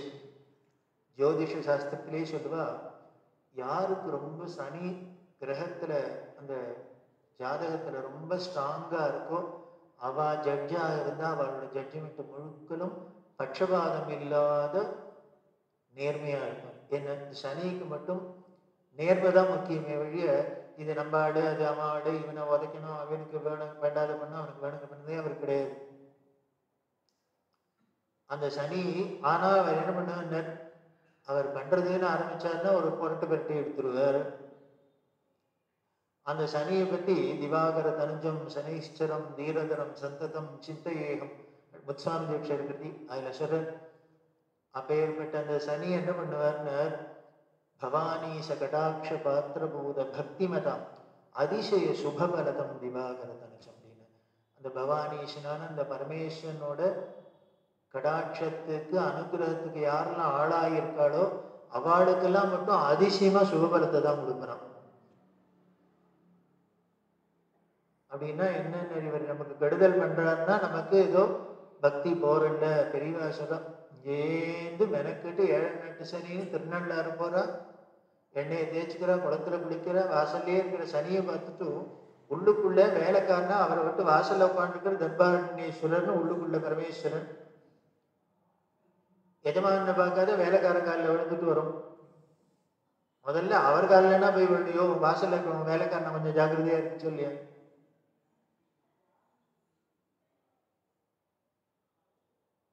அப்படி சொல்ற. அதனால இந்த பரமேஸ்வரன் நமக்கு இருக்க, அதனால ஒன்றும் நாளோ கோளோ ஒன்றும் நம்மளை ஒன்றும் பண்ண முடியாது. அப்படி ஏதாவது பண்ணணும்னா அவை நல்ல நல்ல அடியாரவருக்கு நல்லதுதான் பண்ணும்.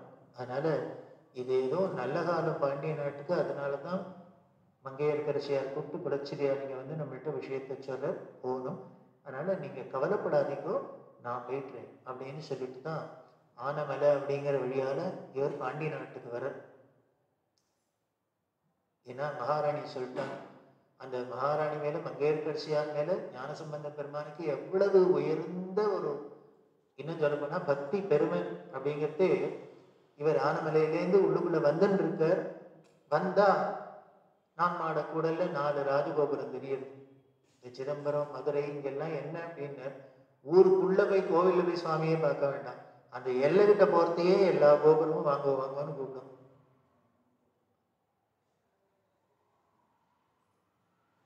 சிதம்பரத்தை பத்தி சொல்றாரு கோபாலகிருஷ்ண பாரதி நந்தனார் சரித்திரத்துல. நந்தனார் உள்ளுக்குள்ள கோபுரம் போனா 4 கோபுரத்தை பார்த்தோன்னு இதுதானோ தில்லை ஸ்தலம், இத்தனை நாள் ஐயோ நான் நினைச்சுட்டே இருந்தேன், ஆசைப்பட்ட தில்லை ஸ்தலம் இதானா. அப்ப சொல்ற, அதுவோ இதுவோ என்று அலைந்து தெரியும் என்னை கதி காட்டுவேன் என்று கைகாட்டி அழைத்திடும் இதுதானோ தில்லை ஸ்தலம். அந்த கோபுரம்லாம் என்ன பண்றதான்னு, வாங்க வாங்க வாங்க மோட்சம் இங்கதான் இருக்கு, வாங்க இங்கதான் இருக்கு, இந்த அடி பாகத்துலதான் இருக்கு, பொன்னம்பலத்துலாம் இருக்கு அப்படின்னு 4 திசையிலேருந்து 4 பக்கம் கோபுரம்னா வாங்க வாங்கன்னு கூப்பிடுறதான் கை காட்டி. அது மாதிரி இந்த கோபுரத்தை பார்த்தாரோ இல்லையோ, முதல் பதிகமே ஞானசம்பந்தர் மதுரைக்கு என்ன பண்ண வேடிக்கை என்னன்னு, இந்த முதல் பதிகத்துல மதுரையில மேல இருக்கிற பதிகத்துல 10 பாட்டு, 10 பாட்டுல ஒரு பாட்டுக்கு ஒரு 10 ஸ்டான்ஸா, அந்த 10 ஸ்டான்ஸாலே என்ன பண்ண 4 வரி. அந்த 4 வரியில முதல் 2 வரி மங்கையர்கரசியை தான் ஸ்துதி. அதுக்கப்புறம் தான் மீனாட்சி சுந்தரேஸ்வருக்கு. அங்க அந்த கோபுரத்தை பார்த்தோன்னே என்ன சொன்னார், மங்கையர்கரசி வளவர்கோன் பாவை மதிமலை வரிவளை கை மடமானி பங்கைய செல்வி பாண்டிமாதேவி பணி செய்து நாள்தோறும் பரவ. பாட்டுல பாதி பாட்டு போயிடுது. மங்கையர்கரசிக்கு எத்தனை இடமொழி பாருங்க. மங்கையர்கரசி அவ எப்படி இருக்கான, மங்கையர்கரசி அவ யாருன்னு, சோழராஜாவோட பொண்ணுன்னா வளவர் கோன் பாவை. வளவர் வளவர்னு தான் சோழராஜாக்களுக்கெல்லாம் பேர். வழுதின்னு பாண்டிய ராஜாவுக்கு பேரு, வளவன்னு சோழராஜாவுக்கு பேர். வளவர் கோன் பாவை சோழராஜாவோட பொண்ணாக்கும். சும்மா வந்து சாதாரண சமயக்கார வீட்டுல பிறந்து வரல, ராஜா விட்டு பொண்ணு. வளவர் கோன் பாவை அவ எப்படி இருக்கான்னா வரி வளையல் கை மடமானி, ஜம்முன்னு வரி வரியா கையில வளையல் போட்டுருக்கா. எப்படின்னு மடமானி அப்படின்னா அப்படி அந்த அச்சம், மடம், நாணம், பயிர்ப்பு அப்படின்னு பெண்களுக்கு உண்டான அத்தனையிலையும் நிரம்பின மானின்னா ரொம்ப வெக்கப்பட்டு அடங்கி இருக்கிற பெண், பெண்மைக்குடியான லட்சணம் மடமானி. பங்கைய செல்வி பாண்டிமாதேவி, சாதாரண இல்ல, பாண்டிய நாட்டு ராணி. அவ என்னன்னா பணி செய்த நாள் தோறும் பிறகு உனக்கு என்ன பெருமை அப்படின்னு, இப்பேற்பட்ட உத்தமி தினம் உன்னை பூஜை பண்றாங்க, அதை விட உனக்கு என்ன வேணும் பெருமை அப்படின்னு பாடிட்டு அதுக்கப்புறம் சொல்ற பொங்கடல் ஒருவன் பூத நாயகன் நாள் வேதமும் பொருள்களும் அருளி அங்கையர் கண்ணி தன்னோடும் அமர்ந்த ஆலவாயாரும் இதுவோ அதுதானே இந்த ஆலவாய் அப்படின்னு. அடுத்த பாட்டுல என்னன்னு, இவளுக்கு ஈக்குவலா அந்த நாட்டிலே பக்தி பண்ணியிருந்தா அடுத்தவர் அந்த மந்திரின்னா அதனால என்னென்ன குலச்செரியார் பத்தி. அப்பேற்பட்ட குலச்செரியார் பூஜை பண்ற மீனாட்சி சுந்தரேஸ்வரர் மதுரை தானா அப்படின்னு இந்த பாட்டு முழுக்கல 2 பேரையும் போட்டு புகழ்ந்து தள்ளிட்டார் ஞானசம்பந்தர். மதுரையை பார்த்தோன்னே இவருக்கு ஞாபகம் வந்தது இந்த 2 உத்தமர்கள் தான். ஏன்னா இவா 2 பேரால தானே இப்ப நாரே மாறப்போறது. வந்த இவரை வந்துட்டார் அப்படின்னு தெரிஞ்சோன்னு அவரை ஒரு மடத்துல தங்க வச்சுக்கா, எல்லாம் ரகசியமா ஏற்பாடு பண்ணியிருக்கார் ராணி. பண்ணினா போனாக்க இவர் என்ன பண்ணார், கோவிலுக்கு போகணும்னு போனார். இவர் மதுரைக்கு வந்துட்டு நேரம் மீனாட்சி சுந்தரேஸ்வரர் பார்க்காத இருக்கிறதுக்கு போகிறோம், அதனால கோவிலுக்கு போகலான்னு போனேன். கோவிலுக்கோ ஒருத்தரும் போகக்கூடாது, பூஜை பண்ணக்கூடாது, எல்லாம் ராஜா 144 போட்டிருக்கார். அதை மீறி இவர் கோவிலுக்கு போறான்னு போனா என்ன ஆயிடுதுன்னு, இவர் போறாருன்னு தெரிஞ்சதோ இல்லையோ ஊர்ல இருக்கிற ஜனங்கள்லாம் கூட வர ஆரம்பிச்சு. மதுரையில பாதி கூட்டம் பின்னால வர ஆரம்பிச்சு கோவிலுக்கு. ஏன்னு அவள்லாம் காத்திருந்தாப்புல இருக்கு, எப்ப எவனான்னு ஒரு பெரிய புரட்சி தலைவன் வந்து உள்ளுக்குள்ள உள்ள அழிச்சுன்னு போகலான்னு. இந்த குழந்தை வந்திருக்குன்னு அதுக்கு பெரியவா சொல்றா, அதான் பெரியவா வேடிக்கையா. இப்ப ஞானசம்பந்தர் இப்பேற்பட்ட நாட்டுல ராஜா ஆணையே போட்டு கோவிலுக்கு போகக்கூடாதுங்கிற இடத்துல ஞானசம்பந்தர் போறார். இத்தனை நாள் ராஜாவோட ஆணைக்கு கட்டுப்பட்டு தான் அத்தனை ஜனங்களும் ராஜா விசுவாசிகள இருந்திருக்கா. ஆனா இந்த ஞானசம்பந்தர் கோவிலுக்கு போறாருன்னா அத்தனை பேரும் பின்னாலேயே போனா, ஏன்னா உள்ளுக்குள்ள அதுதானே இந்த பக்தி இருக்கு. போனா அது எப்படி இந்த அதிசயம் நடந்ததுன்னு அவரை பார்த்த மாத்திரத்திலேயே இந்த ஜனங்களுக்கு எல்லாம் என்ன பண்ணாங்க, வெறுமன அவரோட தரிசன மாத்திரத்திலேயே மதுரை ஜனங்களுக்கும் பக்தி வந்துடுத்து. அதனால என்ன பண்ணாங்க, ஏதோ நடுவாந்தரத்துல ஏதோ போராட்டகாலம் இந்த மங்கி கிடந்த இந்த மதாபிமானம் இவர் சுந்தரேஸ்வர ஆலயத்துக்கு போறாருன்னா அத்தனை பேரும் ஜனங்களும் ராஜா ஆகிய பத்தி சிந்தனையே பண்ணாத அவளும் உள்ளே போயிட்டாலும். வெளியில வந்தோம்னா நம்ம எல்லாரையும் ராஜா கையை விட்டோம் அப்புறம் பார்த்துடலாம், இவரோட போயிடலாம். அதுக்கு சொல்ற அவரை பார்த்த ஞானசம்பந்தரை பார்த்த மாத்திரத்திலேயே அத்தனை பேருக்கும் இப்படி ஒரு இம்பாக்ட் இருந்தது. இதை சொல்ல வேண்டியதானே, ஞானசம்பந்தரை சொல்ல வேண்டியதானே, உடனே சொல்லிக்கிறான். ஒரு ஆச்சரியம், அவர் பார்த்த மாத்திரத்திலே ஜனங்களுக்கு இப்படி ஒரு பக்தி வந்துடுத்து, இம்பாக்ட் வந்துடுத்து. ஆனா அவர் என்ன மாதிரி உபன்யாசம் பண்ணல, ஒன்றும் பதிகம் பாடல, ஒன்றும் அங்க வந்து ஒரு மிராக்கிள்ஸும் பண்ணல. ஆனா அவர் ஊருக்குள்ள வந்து கோயிலுக்கு போறேன்னு அவரை பார்த்தோன்னே எல்லாருக்கும் வந்துடுத்து அப்படின்னு என்ன பண்ணாங்க, தனக்கு ஒரு பேர் வச்சுக்கிறான். அப்படின்னா என்ன சொல்ற, இருந்தா ஒரு மனுஷால்கிட்ட இம்பாக்ட கொடுக்கணும் அப்படின்னா இருக்கணும். பார்த்த மாத்திரத்திலே பின்னால ஓடி வர வேண்டாமா.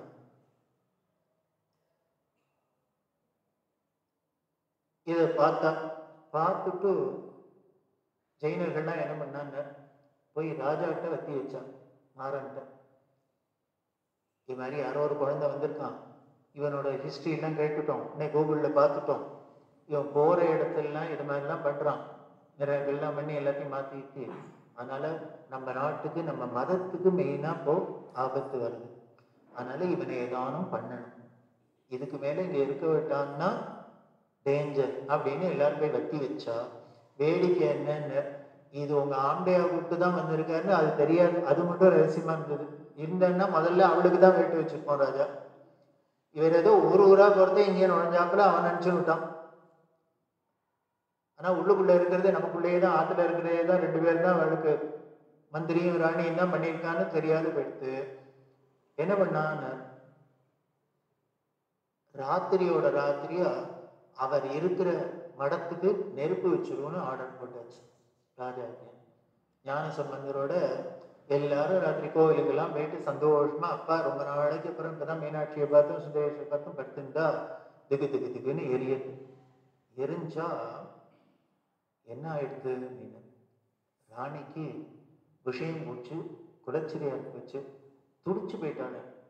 அப்ப சொல்ற வந்து இதை வைக்கிறதுக்கு முன்னால இந்த ஜெயினர்கள்லாம் வந்து சொன்னாலாம், யாரோ ஒரு வந்திருக்கான், ஒருத்தன் ஒரு பையன் வந்திருக்கான், குழந்தை வந்திருக்கு, அது வந்து இது மாதிரிலாம் போற இடத்துல இப்படி எல்லாம் பண்றதான், அதனால இது நமக்கு பெரிய ஆபத்தா வந்துடும், அதனால அவன் வந்திருக்கிறது அவனை பார்த்தாலே கண்டு முட்டு அப்படின்னு. அதாவது கண்டு முட்டு அப்படின்னா பார்த்தாலே திருட்டுன்னு அர்த்தம். பெரியவசரா யாரை பார்த்தாலே திருட்டுன்னு சொன்னா அப்படின்னு, எந்த குழந்தை பராசக்தியோட பாலை குடிச்சுட்டு இந்த மதத்தை உத்தாரணம் பண்றதுக்குன்னே அவதாரம் பண்ணியிருக்கோ, இந்த ஞான சம்பந்தரை பார்த்தாலே பாவம்னாலும் அப்படின்னா, நல்லவாழை பார்த்தாலே பாவம், நல்லவாழை வாயில வந்துட்டு வேறதுலாம் ஏதோ இப்பதான் இல்லை, எப்பொழுதும் இருக்கும் போல ஹிஸ்டரி இது. பார்த்தாலே பாவம் அப்படின்னு இவாளும் இந்த கம்ப்ளைண்ட் பண்றா. அதுக்கு ராஜா என்ன சொன்னான்னு, மாரவர்மா என்ன சொன்னான்னு, கேட்டு முட்டுன்னு காது மூடினான்னு. ஏன்னு நீங்கன்னா அவனை பார்த்தாலே பாவங்கிறீங்க, எனக்கு அவன் அவன் இங்க வந்திருக்காங்க நீங்க பார்த்துட்டேன்னு சொன்னதை கேட்டாலே எனக்கு பாவம் தீட்டுன்னு. அப்படி ஒருத்தன் இருக்காங்கிறத கேட்டேன், பார்த்தேன்னு சொன்னாலே பாவம் தீட்டு அப்படின்னு கேட்டாலே முட்டுன்னு நானும். அதனாலதான் என்ன பண்ணாங்க, இதுக்கு மேல இருக்கக்கூடாது, வச்சிரு கொளுத்திரு ராவோட ராவ பத்திட்டு எரியுறது, திதுன்னு எரிஞ்சா எல்லாரும் முறைய முறையும் கத்தினா, இந்த குழந்தை மட்டும் என்ன பண்ணிட்டுன்னு சிரிச்சுன்னு பேசாத இருந்தது. உடனே பார்த்தார், இது ஏதோ பரமேஸ்வரன் அனுகிரகம் பண்றதுன்னு வச்சுட்டார் பாண்டிய நாட்டுக்கு போ. அதனால என்ன பண்ணான் அப்படின்னு, அந்த நெருப்பை போய் என்ன பண்ணார், இவர் சொன்னார், அமணர் கொடுகும் சுடர் பையவே சென்று பாண்டியர்க்காகவே அப்படின்னு. அந்த நெருப்பிட்ட என்ன சொன்னாரன்னு, என் நெருப்பே, அவ வச்ச நெருப்பே, சமணர்கள் வச்ச நெருப்பே, நீ என்ன பண்ண, பையவே சென்று பாண்டியருக்காகவே. பெரியவா ரொம்ப ரசிக்கிறார், பெரிய புராணத்துல அழகாக வார்த்தை போட்டிருக்காரு. ஏன்னு இவர் சொல்றதையே நெருப்புக்கு என்ன ஆணை பண்ணாராம் அப்படின்னர், மொள்ள போய் ராஜாவை பாதின்னு சொன்னாராம். ஏன்னா திடீர்னு போய் அவனை ஒரேடியா பசிக்கூடாத, அதனால பைய போய் மொள்ள போய் அவனுக்கு உபதிரவம் பண்ணு. ஏன்னா ஒரு சஃபரிங் இதெல்லாம் பெரியவரோட டெஃபினேஷன். அவர் என்னவோ பாவம் மொள்ள போய் பண்ணுன்னு சொன்னார், அதுக்கு பின்னால வியாக்கியானம் பண்ண போறா. இருந்தாலும் எதுக்கு சொன்னேன், நம்மளோட பண்ணின பாவத்துக்கு உண்டான பலன் அப்படின்னா அது என்ன பண்ணோம்னர், கொஞ்சம் கொஞ்சமா நம்மளை வறுத்து எடுத்தாதான் அப்போ உணர்வோம். தடார்னு வந்தது, ஹார்ட் அட்டாக் வந்துடுத்து போயிட்டோம் அப்படின்னா அப்புறம் பிரயோஜனமே இல்லை. அப்புறம் என்ன ஆயிடும், அது வசதி அனாயாசைன்னு மரணம்னு போயிடும். அது என்னென்ன அப்போல கடந்து இருக்கிற இன்சூரன்ஸ் எல்லாம் காலியாகி, குழந்தைகளுக்கு லீவ் எல்லாம் காலியாகி, டிஸ்சார்ஜ் ஆகி ஆத்துக்கு வந்து உடனே மறுநாளே தூக்கின்னு ஓடி, சாப்பிட முடியாத, தூங்க முடியாத, நடக்க முடியாது, இப்படி எல்லாம் கடந்தோம்னா தான் அந்த பிராரப்தத்தோட வலி தெரியும். அதோட இல்லை, அப்படி இருந்தாதான் பிராரப்தம் கழியும், இல்லைன்னா கழியாது. அதனால இவர் என்ன பண்ணாருன்னு, இத்தனை நாள் நாட்டுல சுவாமிக்கு பூஜை இல்லாத, அத்தனை பேரையும் பூஜை பண்ண விடாத, தர்மத்துக்கு விரோதமா ராஜா சட்டம் போட்டு பண்ணியிருக்கான் இல்லையா, யாரோ சொன்னதை கேட்டு புத்தி வேதனிச்சு, அதனால அந்த பாவத்துக்கு என்னன்னு, பாவத்தை அனுபவிக்கிறதுக்கு நீ மொள்ள போய் நன்னா வருத்து விடு. அதனால பையவே சென்று பாண்டியர்க்காகவே போட்டது. இவருக்கு வலி வந்துடுத்து, வெப்பு நோய் அப்படின்னு. அந்த நெருப்பு முழுக்க உள்ளுக்குள்ள எப்படின்னு அப்படியே குடலை புழிஞ்சு எடுக்கிறாப்புல எடுப்பான். புழிஞ்சு எடுக்கிறதுக்கு பின்னால வர கதையில சொல்ல போறா, ஏன் புழிஞ்சு எடுக்கிறது அப்படின்னு, துணியில ஒரே அழுக்கு இருந்துன்னா நல்லா அலசி நல்லா போட்டு அடிச்சு தேய்ச்சிக்கு நல்லா புழிஞ்சு எடுத்துட்டு உணர்த்தினா தானே ஜம்முன்னு வெளுக்கிறது. அதை போல இந்த நம்மளோட பிராரப்தமும் என்னன்னு இந்த கஷ்டத்துல போட்டு அடிச்சு உதச்சு அப்படி புழிஞ்சு எடுத்தாக்க பரிசுத்தமா இருக்கும். இப்படி கஷ்டப்படுறத கூட சந்தோஷமா படுறாப்புல பெரியவாளால தான் சொல்ல முடியும். நாமளா இருந்தா போட்டு புழிஞ்சு எடுக்கிற சார் அப்படிமா. இவர் என்ன சொன்ன, புழிஞ்சு எடுத்தா போறது பழுக்கலாங்கிறது. ஏன்னா அடுத்தது இப்ப என்னென்ன, இப்போ உணத்தினோன்னு ஜம்முன்னு வெள்ளை விளையன்னு பழசு புது வேஷ்டியா ஆயிட போகுது. ராஜா துடிக்கிறான். துடிச்சா இவர் தான் சமணர்கள்லாம் இருக்காளே, மந்திர சக்தியினால மயில் பீலினால இவருக்கு வந்துருச்சு. அதை பண்ணி இந்த பண்ணி பார்க்கறா. அது என்ன ஆச்சு அப்படின்னு என்ன பண்ணினாலும் கேட்கல. ராஜா துடிக்கிறான். இதை பார்த்தா ராணியான மங்கையர்கரசி. அவளால மனசு தாங்கல. சே, நம்ம என்னமோ நினைச்சுன்னு பண்ண போக இப்படி ஆத்துக்காரருக்கு இப்படி வந்துட்டு இதுல இருந்து இவர் மீண்டு வருவரா, உழைப்பரா மாட்டாரா? அதுக்கு மேல என்ன வருத்தம் வந்ததுன்னு, இப்படி வந்த குழந்தைய பொசுக்கிறதுக்குன்னு அவர் இருந்த இடத்துக்கே நெருப்பு வச்சுட்டாலே இன்னும் என்னென்னலாம் பிளான் பண்ணுவா தெரியாது. நிச்சயம் அவளோட இது இவனை ஒழிச்சு கட்டுற, இந்த குழந்தைய ஒழிச்சு கட்டுறதுதான் தெரியுது. அதனால அந்த குழந்தை பாட்டுக்கு எங்கேயோ போயிருந்ததை நம்மன்னா போய் கூப்பிட்டு இந்த ஒரு பெரிய ஆபத்துல மாட்டி விட்டோம். அந்த குழந்தை உயிருக்கு ஆபத்து ஆயிட்டுனா என்ன ஆயிடுது அப்படின்ட்டு கில்ட்டியா ஃபீல் பண்ணாதான். நம்மளால தானே அந்த குழந்தை பாண்டிய நாட்டுக்கு வந்து இந்த வெட்ட மாட்டின்ட்டு இத்தனை ஆபத்து வந்தது. அதனால என்ன பண்ணானா, தொலையை எக்கடை விட்டு போட்டும், இந்த சனாதன மதம் இருந்தா இருக்கட்டும், இல்லைன்னா போகட்டும், என்ன வேணா ஆகட்டும், ஆண்மையா இருந்தா இருக்கான் போனா போகட்டும், சமண மதம் இருந்தா இருக்கட்டும் போனா போகட்டும், எது வேணா என்ன வேணா ஆகட்டும், ஆனா அந்த குழந்தைக்கு மட்டும் ஒன்றும் ஆயிடக்கூடாது. காரணம் என்ன, அதுக்கு ஏதான ஆச்சுன்னா எனக்கு ஆயுசு முழுக்கணும் என்னாலதான் அதுவே எனக்கு பெரிய தண்டனை அப்படின்னு சுந்தரேஸ்வரத்தை வேண்டினாலும் அந்த குழந்தைக்கு மட்டும் ஒன்றும் ஆகக்கூடாது அப்படின்ட்டு என்ன பண்ணான்னு ரகசியமா இவர் தங்கி இருக்கிற இடத்துக்கு வந்து காலில் விழுந்து கதறினா மங்கையர்கரசிய. அப்ப சொல்றா பெரியவா, எதுக்காக கதறினா அப்படின்னா வேற ஒண்ணும் இல்லை. முதல்ல நம்ம ஆண்டையானுக்கு இப்படி நன்னா இருந்தவனுக்கு இப்படி சமண மதத்துல போய் விழுந்து இப்படி தர்மத்திலேருந்து விலகிட்டாரு. அதனால அவர் மாறின புத்தி மதி மயக்கம் தீரணுங்கிறதுக்காக இந்த குழந்தையினால தீர்மாக்கணும்னு வந்தா. ஆனால் இப்ப விபரீதமா போயிடுத்துன்னு அப்போ சொன்னாங்க, எனக்கு வேற ஒண்ணும் இல்லை, அவர் துடிக்கிறத பார்த்தா கஷ்டமா இருக்கு, அதனால அவருக்கு ஏதான ஆயிடு போடுவோன்னு இருக்கு, அதனால எனக்கு மாங்கல்ய பிச்சை கொடுப்பான்னு குழந்தைகிட்ட கேட்டார். மாங்கல்ய பிச்சை கொடு. ஒண்ணு அவரும் போய் உனக்கு ஏதான ஆச்சுன்னா குழந்தைக்கு குழந்தையா இருக்கிற ஒன்னையும் இழந்துருவேன், புருஷனையும் இழந்துடுறாப்புல இருக்கும். இதுதான் நான் கடைசியில இந்த மதத்தை காப்பாற்றணுங்கிறதுக்காக நினைச்ச நல்லது நினைச்சதுக்கு இதுவா பலன்? அதனால அழுதா. இந்த குழந்தை அழறத பார்த்தோன்னு அம்மாவானா நினைச்சிருக்காரு இவர் சொல்ற, இது ஏமா நீ வருத்தப்படுறங்க, வருத்தப்படாத, நான் என்ன சின்ன குழந்தை பால் குடிக்கிற குழந்தைங்கிறதுனால இந்த பொல்லாத போக்கிரிகள்கிட்ட என்னால எப்படி தாக்கு பிடிக்க முடியும்னு நான் நினைக்கிறேன். கவலைப்படாத, என்ன நான் குழந்தையா இருக்கலாம், பால் குடிக்கிற குழந்தையா இருக்கலாம், ஆனா எனக்கு பக்கத்துல அந்த ஆலவாயப்பன் இருக்கான், நம்ம பக்கம் அவன் இருக்கான்ப்பா. அவர் இல்லைன்னா, அவர் சங்கல்பம் இல்லைன்னா உனக்கு இப்படி தோணி இருக்குமா, இல்லை என்னை கூப்பிட்டுருப்பியா, நான் இங்க வந்திருப்பேன்னா என்ன நடந்திருக்கும்? நடந்திருக்காது. அதனால அவரோட திருவுள்ளம், ஆலவாயனோட திருவுள்ளம் இது நன்மைக்காக தான். அதனால ஒன்றும் ஆகாது, கவலைப்படாத, எனக்கும் ஒன்றும் ஆகாது, உன் புருஷனுக்கும் ஒன்றும் ஆகாது, எல்லாம் நல்லபடியா முடியும் அப்படின்னு அம்மாவை தேத்துறாப்புல தேத்துறாரா. அப்ப சொல்ற, வேத வேள்வியை நிந்தனை செய்து அமணரை வாதில் வென்றரைக்கு திருவுள்ளமே அப்படின்னு சுந்தரேஸ்வரர்கிட்ட சொன்னாராம். நீ இனிமே இந்த வேத வேள்வியை, இந்த சனாதன தர்மத்தை இழிவுபடுத்திட்டு இருக்கிற இந்த அமணர்களோட அழிச்சு இந்த தர்மத்தை காப்பாத்துறதுக்கு தான் நீ மனசு வச்சுட்ட, அதுக்கு இந்த சீன்லாம் நடக்க வேண்டுக்கு நடக்குது அப்படின்னு சொல்லிட்டு அம்மாட்ட சொல்ற, மானின் நேர்வழி மாதராய் வழுதிக்கு மாபெரும் தேவிகள்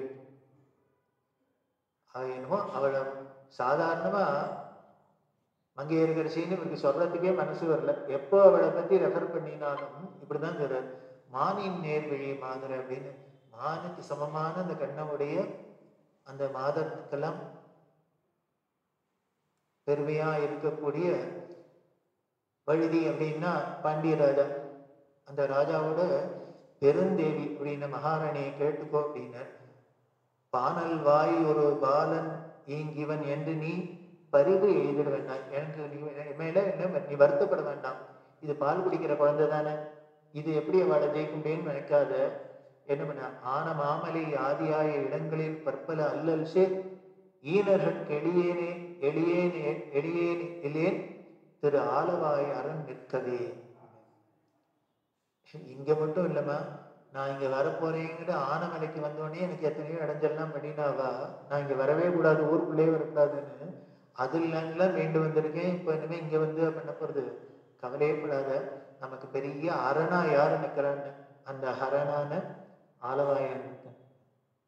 அதனால நீ கவலைப்படாதுன்னு அம்மாவை தேத்துற. மங்கையர்கரசியை தேத்திட்டு உடனே பார்த்தா ராணி, இதுக்கு ஏதோ ஒரு முடிவு வரும். அதனால என்ன பண்ணினா, ராஜாவோ துடிக்கிறது. இதுக்கு யாரு வைத்தியம் பண்ணி தீர்ப்பாளோ வந்து தீர்க்கணும் அப்படின்னு அப்ப சொல்றா.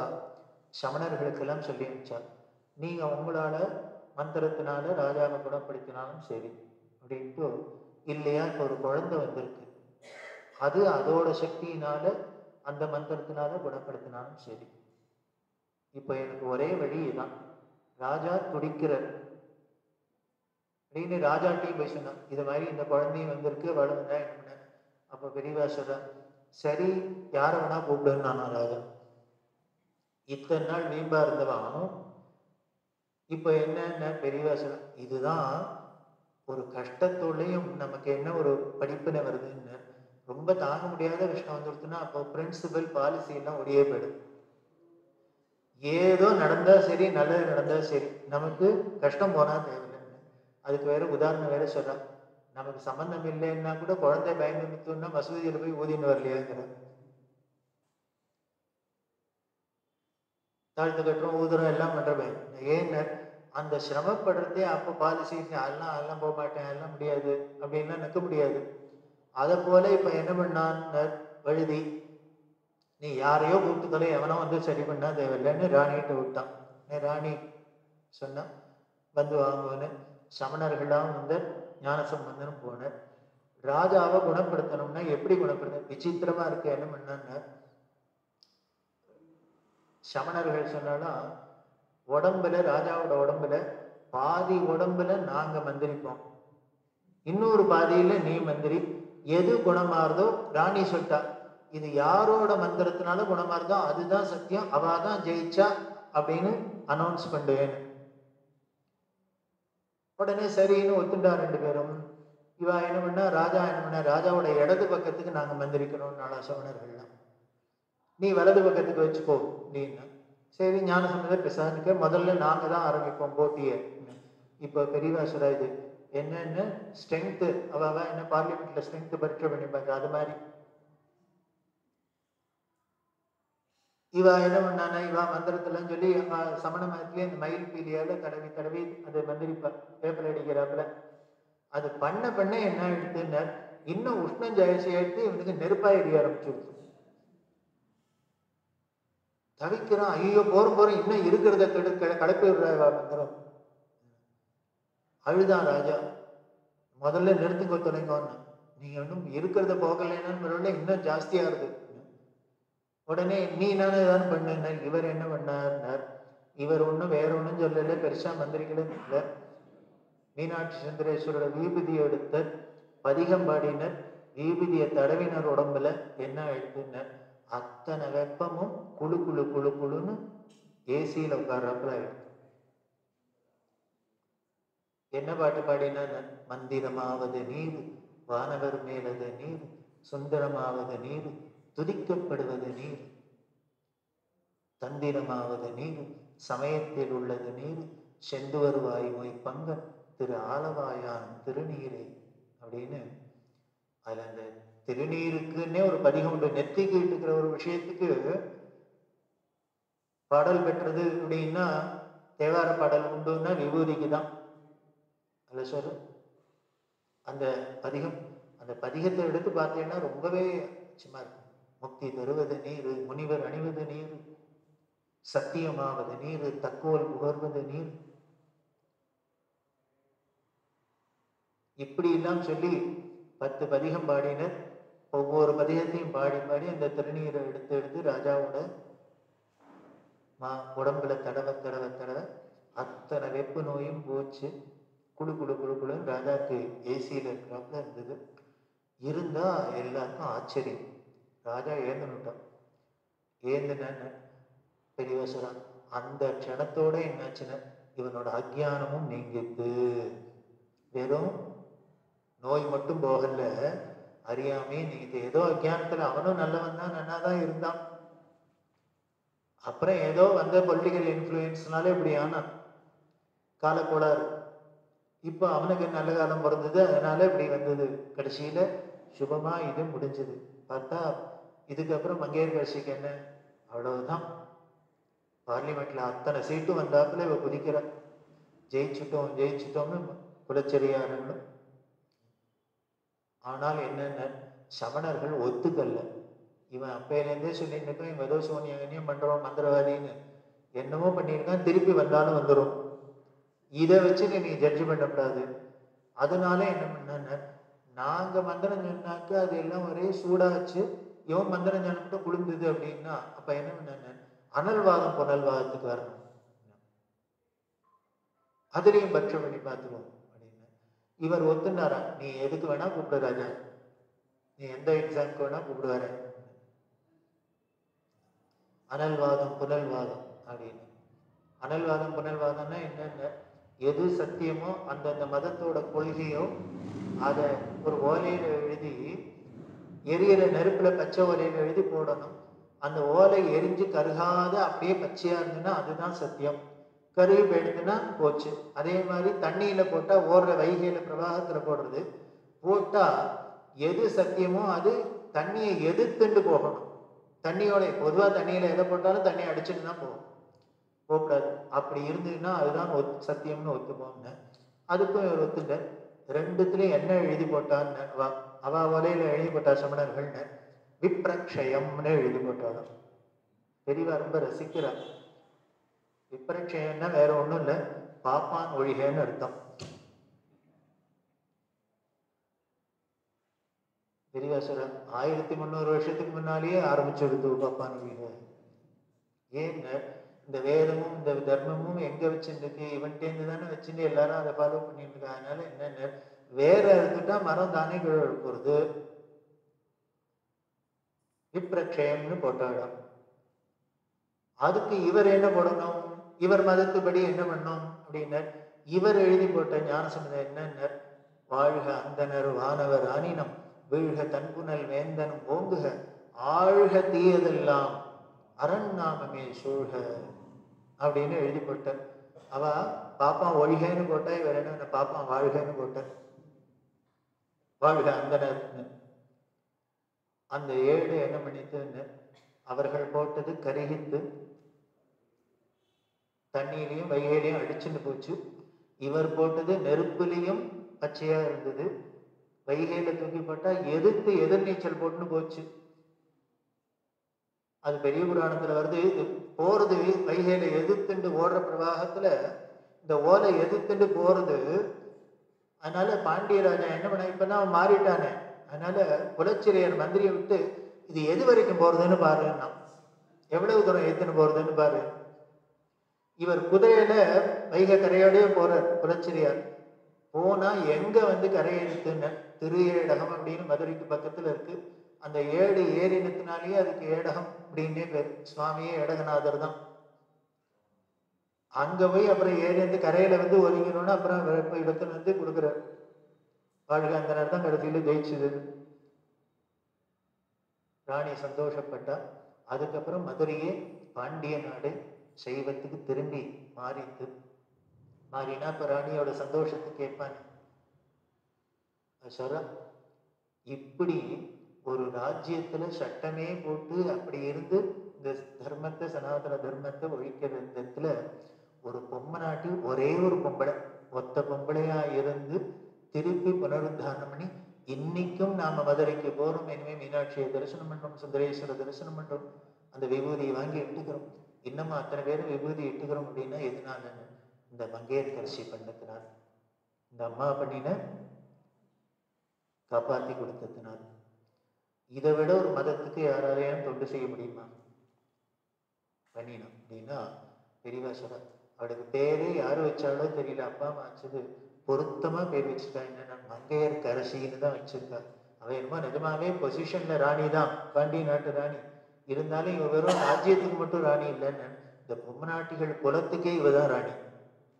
மங்கையர்களுக்கெல்லாம் அரசி இவதான். நிச்சயம் இவளைதான் மங்கையர்கரசியா சொல்லும்.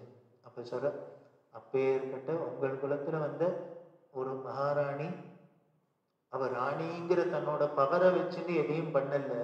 ஒரு சாதாரண குடும்பத்துக்கு அடங்கின ஒரு கணவனுக்கு அவன்கிட்ட பிரியமுள்ள ஒரு பதிவிரதையா இருந்துதான் பண்ணினா சாதிச்சு காமிச்சா. அப்படின்னா பெண்கள் எல்லாம் அத மாதிரி மங்கையர்கரசி மாதிரி இருக்கணும். பின்னால முடிக்கிறதே சொல்ல போற. பெண்களோட கடமை என்னன்னு ஏதோ கதை மட்டும் சொல்ல போறது இல்லை, ரெண்டு பேரை பத்தியும் சொல்லிட்டு கடைசியில இன்னும் சில பேர் இல்லாம இருக்க அவார்டுன்னு சொல்லி எப்படி நமக்கு ஒரு மதாபிமானம் இருக்கணும், எப்படி நமக்கு ஏதோ நம்ம வீடு வாசல் இது மட்டும் நம்மளோட காரியம் இல்லை, இதுக்கும் மேல தர்மத்தை நினைச்சு நிற்கிறதுக்கு நம்ம என்ன பண்ணணும், அதுக்கு நம்மளோட கடமை என்னன்னு புரியணும் அப்படின்னு. அப்போ அந்த விபூதியை பத்தி சொன்னா, அந்த விபூதி என்ன பண்ணிட்டுன்னு வெப்பு நோய்ங்கிற அதை போக்கிட்டு அப்படின்னா அந்த விபூதியை தான் நம்ம தினம் நெத்தியில வச்சுக்கணும். நினைச்சு பார்க்கணும். ஏதோ விபூதி அப்படின்னா நெத்தியில எடுத்துக்கிறதுக்குன்னு எடுத்து ஏசிக்கிறோம் அப்படின்னு இல்லை.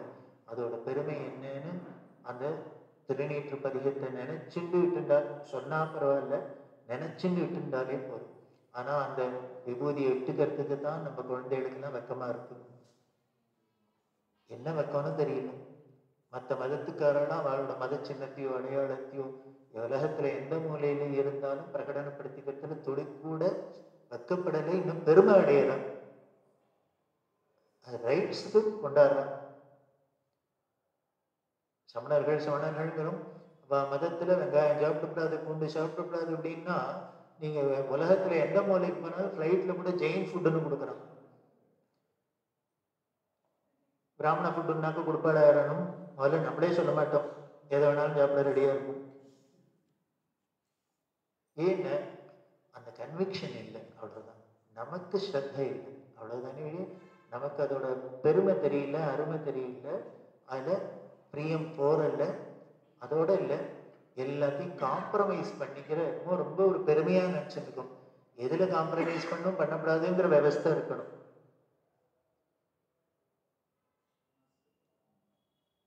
மற்ற வாழ்க்கைலாம் அந்த விவஸ்தை இருக்கு. அதனாலதான் அவளால தைரியமா சண்டை போட முடியாது. நம்மளால சண்டை போட முடியாது, தோத்து போறதுக்கு காரணம் என்ன? நமக்குள்ள அந்த உறுதி இல்லை, நம்பிக்கை இல்லை, கன்விக்ஷன் இல்லை. கடைசியில அதுதான் சொல்ல போறா பெரியவா. கடைசியில அங்கதான் வந்து நிறுத்த போறோம் அப்படின்னா, அதுக்கு என்னென்ன ஹிஸ்டாரிக்கலா பில்டப் பண்ணிட்டு வரான், எப்படிலாம் இதுக்கு சோதனை வந்திருக்கு, எப்படிலாம் சமாளிச்சிருக்கா, அது சாதிச்சவாள்னா யாருன்னு சொல்லி கடைசியில நம்மள்கிட்ட பொறுப்பை கொடுக்க போறா. அதனால இந்த விபூதி ஏற்றுக்கிறதுக்கு பெண்கள்லாம் என்ன பண்ணோம்னா, ஆத்துக்காரராக இருக்கட்டும், குழந்தைகளா இருக்கட்டும், நெத்தி நிறைய விபூதி ஏற்றுக்கிறத என்கரேஜ் பண்ணும். நகரத்தாரில் பார்த்தீங்கன்னா, நாட்டுக்கோட்டை சிட்டியார் நகரத்தார் சமுதாயத்தில் பார்த்தீங்கன்னா, பெண்கள் முதற்கொண்டு திருக்குன்றன்னு சம்மன நெத்தியில் இருந்துதான் இருப்பாங்க. பார்த்தாலே நமக்கு ஒரு கையெழுத்து கும்பிடும் போலதான் இருக்கு, ஒன்றும் பரியாசமா இருக்கு.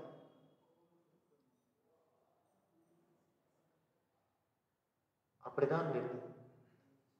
இன்னைக்கும் மரியாதை இருக்கத்தான் இருக்கு. உலகம் முழுக்கலும் போறோம், பல இடத்துல போறோம். எத்தனை ஏர்போர்ட்ல நீங்க நம்ப மாட்டேன், மெல்பர்ன் ஏர்போர்ட்ல நாங்க பெரியவாளோட பாதுகை எத்தனை பேருக்கும் 3 பேர் எல்லாம், நாங்க 4 பேர் போனோம். அங்கேருந்து மெல்பர்ன்லேருந்து சிட்னி போகிறோம் ஃப்ளைட்டுக்கு. பெரியவாளோட பாதுகை எல்லாம் லக்கேஜில் போட மாட்டோம், ஹேண்ட்பேக் இதில் இருக்கும்.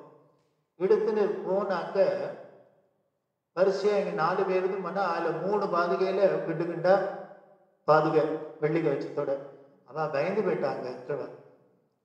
இது திடீர்னு பார்த்தா எல்லாம் ஒரே என்ன ஷூ வாங்கினாவா, இது என்ன சில்வர்ல ஷூ கேள்வியே விட்டதில்லை, இது இதுக்கு எல்லாரும் எடுத்துன்னு வர அப்படின்னா எங்க 3 பேர் பேக்கையும் எல்லாத்தையும் தனியா உரம் கட்டிட்டான். எப்பொழுதுமே எங்க போனாலும் உரம் கட்டிடுவா, அப்புறம் அவளுக்கு இதுங்கணும். அதுல டெல்லி ஏர்போர்ட்ல அந்த சிஎஸ்ஐ செக்யூரிட்டி கேட்டான், இது வர குருஜிக்கு பாதுகா அப்படின்னு, கோரிய ஹம்பி தர்ஷன் கரேங்க அப்படின்னா, என்ன பண்ணு உனக்கு இன்னைக்கு அதிர்ஷ்டம். ஏது சரி போட்டு எல்லாம் பண்ணிட்டு இப்படியே தான் போனோம். அமாவாசை நாங்க குடிச்சு தர்ப்பணம் பண்ணி சாப்பிட்டுட்டு கிளம்பணும். அதுக்குள்ள ஏர்போர்ட்டுக்கு லேட் ஆகிடுதுன்னா அதனால இந்த பஞ்சகஜாஞ்சத்தோடய போயிட்டோம். அப்படியே இனிமேல் ட்ரெஸ்ஸஸ் மாற்றிக்க டைம் இல்லைன்னு மெல்பர்ன் ஏர்போர்ட்டே பார்க்கறது, இது என்ன புது விசித்திரமா 4 பிறவிகள் வந்திருக்கேன். போராத்துக்கு இது வேற. உடனே அந்த என்னென்ன எத்தனை 4 ஸ்கேனிங் மிஷின் இருக்கு, 4 பேர்லேருந்து வந்துட்டான். அந்த இந்த இடம் ஒத்தி அதுல ஒரு ஹெட் இருந்த ஒரு லேடி வந்து பார்த்து என்ன ஏதுன்னு கேட்டா, இது மாதிரி எங்க மாஸ்டர் சாண்ட்ல எல்லாம் சொல்லி அவளுக்கு ஒரு வழியா புரிய வச்சு, அது ஒன்றும் புரியல அவளுக்கு. அப்புறம் அதுல ஒருத்த வந்து பாலாஜி அப்படின்னு, ஆமாம் இனிமே அவனுக்கு தெரிஞ்ச பேர் ஒரே ஒரு பேர் இதுதான். அதை விட சவுதி அரேபியால கேட்டான் ஏர்போர்ட்ல, அது மாஸ்டர் சாண்டி யார், புத்தா அப்படின்னா. எஸ், ஏன்னா நாங்க அத்வைதிகள் எல்லாம் எங்களுக்குள்ள ஒண்ணுதான். ஸோ அவளுக்கு தெரிஞ்ச பேரை சொன்னா அங்க போய் தகராறு எல்லாம் பண்ண முடியாது. அங்க உனக்கு என்ன வெளியில விட்டா போறோம், உனக்கு புரிஞ்சுட்டா புரிஞ்சுக்கோ, பிடிக்கல அவ்வளவுதான். எனக்கு சொன்னா எல்லாம் பண்ணா பார்த்தா உடனே 4 எடுத்து வெளியில வச்சு வெயின்னா வச்சோம். எல்லாம் பார்த்துட்டு உடனே அந்த இதுல எல்லாரையும் கூட்டி இதை பாரு பாருன்னு உடனே இந்த கதையெல்லாம் கேட்டு, இது எதுக்கு எங்கேருந்து எடுத்துன்னு போறேன், எப்போ எதுக்கு போறேன், இங்க வந்து எல்லாம் விசாரிச்சுட்டு கடைசியில என்ன பண்ணாங்க, today we are so lucky அப்படின்னா. எதுக்கு என்ன 4 பாதுகை தரிசனம் தான். அப்போ அவ சொன்னா வந்து நாங்க ஒரு போட்டோ எடுத்துக்கலாமான்னா, இதோட போட்டோ எடுத்துக்கணும்னு சொல்லி உடனே வெளியில வந்து நாங்க 4 பேரும் ஆளுக்கு கையில பாதுகை வச்சுட்டு அவ ஸ்டாஃப் எல்லாரும் பின்னால சுத்தி நின்றுட்டு போட்டோ எடுத்துட்டு today we are so lucky, okay lucky அப்படின்ட்டு ஹாப்பி ஜேர்னி அப்படின்னு போட்டு எங்களை குளிப்பாட்டி இருந்துச்சா. இதை விட ஆச்சரியம், இப்படி ஏறி போனா அந்த கியூல நின்று உள்ளுக்குள்ள போனோம். நாங்க ஓரமா 4 பேர் நின்றா அங்கேருந்து அந்த லேடி பார்த்தா, you 4 people you come this side அப்படின்னா எங்களை முதல்ல உள்ள விட்டா. ஆச்சா, சிட்னியில போய் இறங்கி உள்ள நாங்க வெளியில வரப்போறோம் லக்கேஜ் எடுக்க. அங்க என்ன இந்த டியூட்டி ஃப்ரீ ஷாப்ல ஒரே ஒயின் ஷாப்பு, அதுல இருந்து ஒருத்தன் வந்தாம பாருங்க ஓடி ஓடி வந்து எங்க 4 பேரும் இப்படி கையை வச்சுட்டு, I like this dress very much அப்படின்னு panchayat, this so comfortable, yes அப்படின்னு அவன் போட்டோ எடுத்துக்கிறேன். எடுத்துங்கோ. எதுக்கு சொல்றேன், நம்ம தான் நினைக்கிறோம் என்னமோ அவளை மாதிரி வேஷம் போட்டுதான் இல்லை, நம்ம மற்ற எல்லாம் டிஃப்ரெண்டா இருக்கணும். இப்படி நம்ம மதத்துபடி தர்மப்படி இருந்து காமிக்கலாமே, காமிச்சா எல்லாரும் கையெடுத்து தான் முன்புற அடைவழிய, இல்லைனாலும் கல்லெடுத்து அடிக்கல, தனி ஸ்பெஷல் ட்ரீட்மெண்ட் இருக்கு. அப்படி ஒரு சம்பிரதாயத்துல தான் வந்திருக்கு. அதுக்கெல்லாம் காரணம் என்னன்னு, இந்த மங்கையர்கரசி மாதிரி உத்தமிகள்லாம் பதிவிரதைகள்லாம் காப்பாற்றி கொடுத்துருக்காங்க. அவள்லாம் நம்பினா அப்படின்னா, அவள்லாம் இதை உயர்வா நினைச்சா நம்பினா அப்படின்னா என்ன, நாம நம்பக்கூடாது. நம்மளை விட அவ எந்த ஸ்திதியில இருந்தா, 63 நாயன்மார்ல ஒத்தி இந்த மங்கையர்கரசியா. இன்னைக்கும் கோயில்ல போனோம்னா சுத்தியே அவளுக்கு நமஸ்காரம் பண்றாப்புல இருக்குன்னா, என்ன ஒரு அப்பேற்பட்ட மகான்கள்லாம் நம்பி இருக்கா, காப்பாத்திருக்கான்னா, அதை நாம நம்ப வேண்டாமா, காப்பாற்ற வேண்டாம். அதனால குழந்தைகளுக்கு தாயார் சொல்லி கொடுத்தாதான் வரும், மனைவி சொல்லி கொடுத்தாதான் கணவனுக்கு ஏறும், தாயார் சொல்லி கொடுத்தாதான் குழந்தைகளுக்கு வரும். அதனால சின்ன வயசுலேருந்தே நெத்தி நிறைய விபூதி இடுறது, நம்ம நெத்தியில குழந்தைகளுக்கு குங்குமம் போட்டுச்சு. இப்ப பார்த்தீங்கன்னா கல்யாண பொண்ணு கூட நெத்தியில பொட்டு இருக்கா இல்லையான்னு தெரியல, துலக்க கல்யாணம் மாதிரி இருக்கு.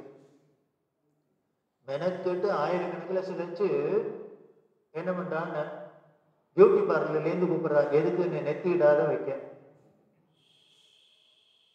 தலையை விரிச்சு போட.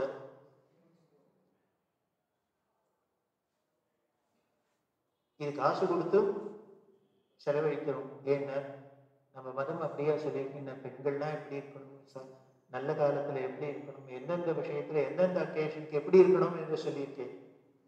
எங்க தலை விரிச்சு இருக்கணும், எங்க தலை முடிஞ்சு இருக்கணும், எத்தனையும் சொல்லியிருக்கேன். அப்படின்னா இது அந்த வேல்யூஸ் தெரிஞ்சுக்கணும். அதை குழந்தைகளுக்கு சின்ன வயசுலேருந்து நாம ஓட்டணும். போட்டி போட்டி போட்டி பண்ணிட்டோம்னா அப்புறம் உலகத்துல எந்த மூலைக்கு போனாலும் அவளால அதை மாத்திக்கவே முடியாது. அது நிற்கும். அதைத்தான் பண்ணணும், அதைத்தான் பெரியவா எதிர்பார்க்கிறான் அப்படின்னு சொல்லி இன்னொரு அம்மா அவ எப்படி இந்த மதத்தை காப்பாத்தினா அது இதை விட இன்னும் பெரிய நமக்கு பலனை கொடுத்துருக்கு அப்படிங்கிறத பார்க்க போறோம். இவா 2 பேரை தவிர இன்னும் சில பெண்கள்லாம் பண்ணியிருக்கா. அவளாலாம் எப்படி மதம் காப்பாற்றப்பட்டது, இதுக்கும் மேல இன்னொரு மதம் ஒரு பெண்ணால எப்படி அழிஞ்சது. பெரியவா சொல்ல இவா ஆக்கபூர்வமான சக்தியின் இல்லை, அழிக்கிறதுலே இதுதான் பவர்ஃபுல். அப்படி காப்பாத்துற செட் இருக்கு, எப்படி போச்சுங்கிறதுலையும் இருக்கு. அதையும் நாளை மாலை நம்ம சத் சங்கத்துல பார்க்கலாம் அப்படின்னு சொல்லி இது மூலியமா நமக்கு படிப்பினை, நமக்கு அந்த அபிமான வரணும், மதாபிமான வரணும், நம்பிக்கை வரணும். அபிமானம் அப்படின்னா இந்த ஃபேனட்டிசம் அப்படின்னு இல்லை, கன்விக்ஷன்.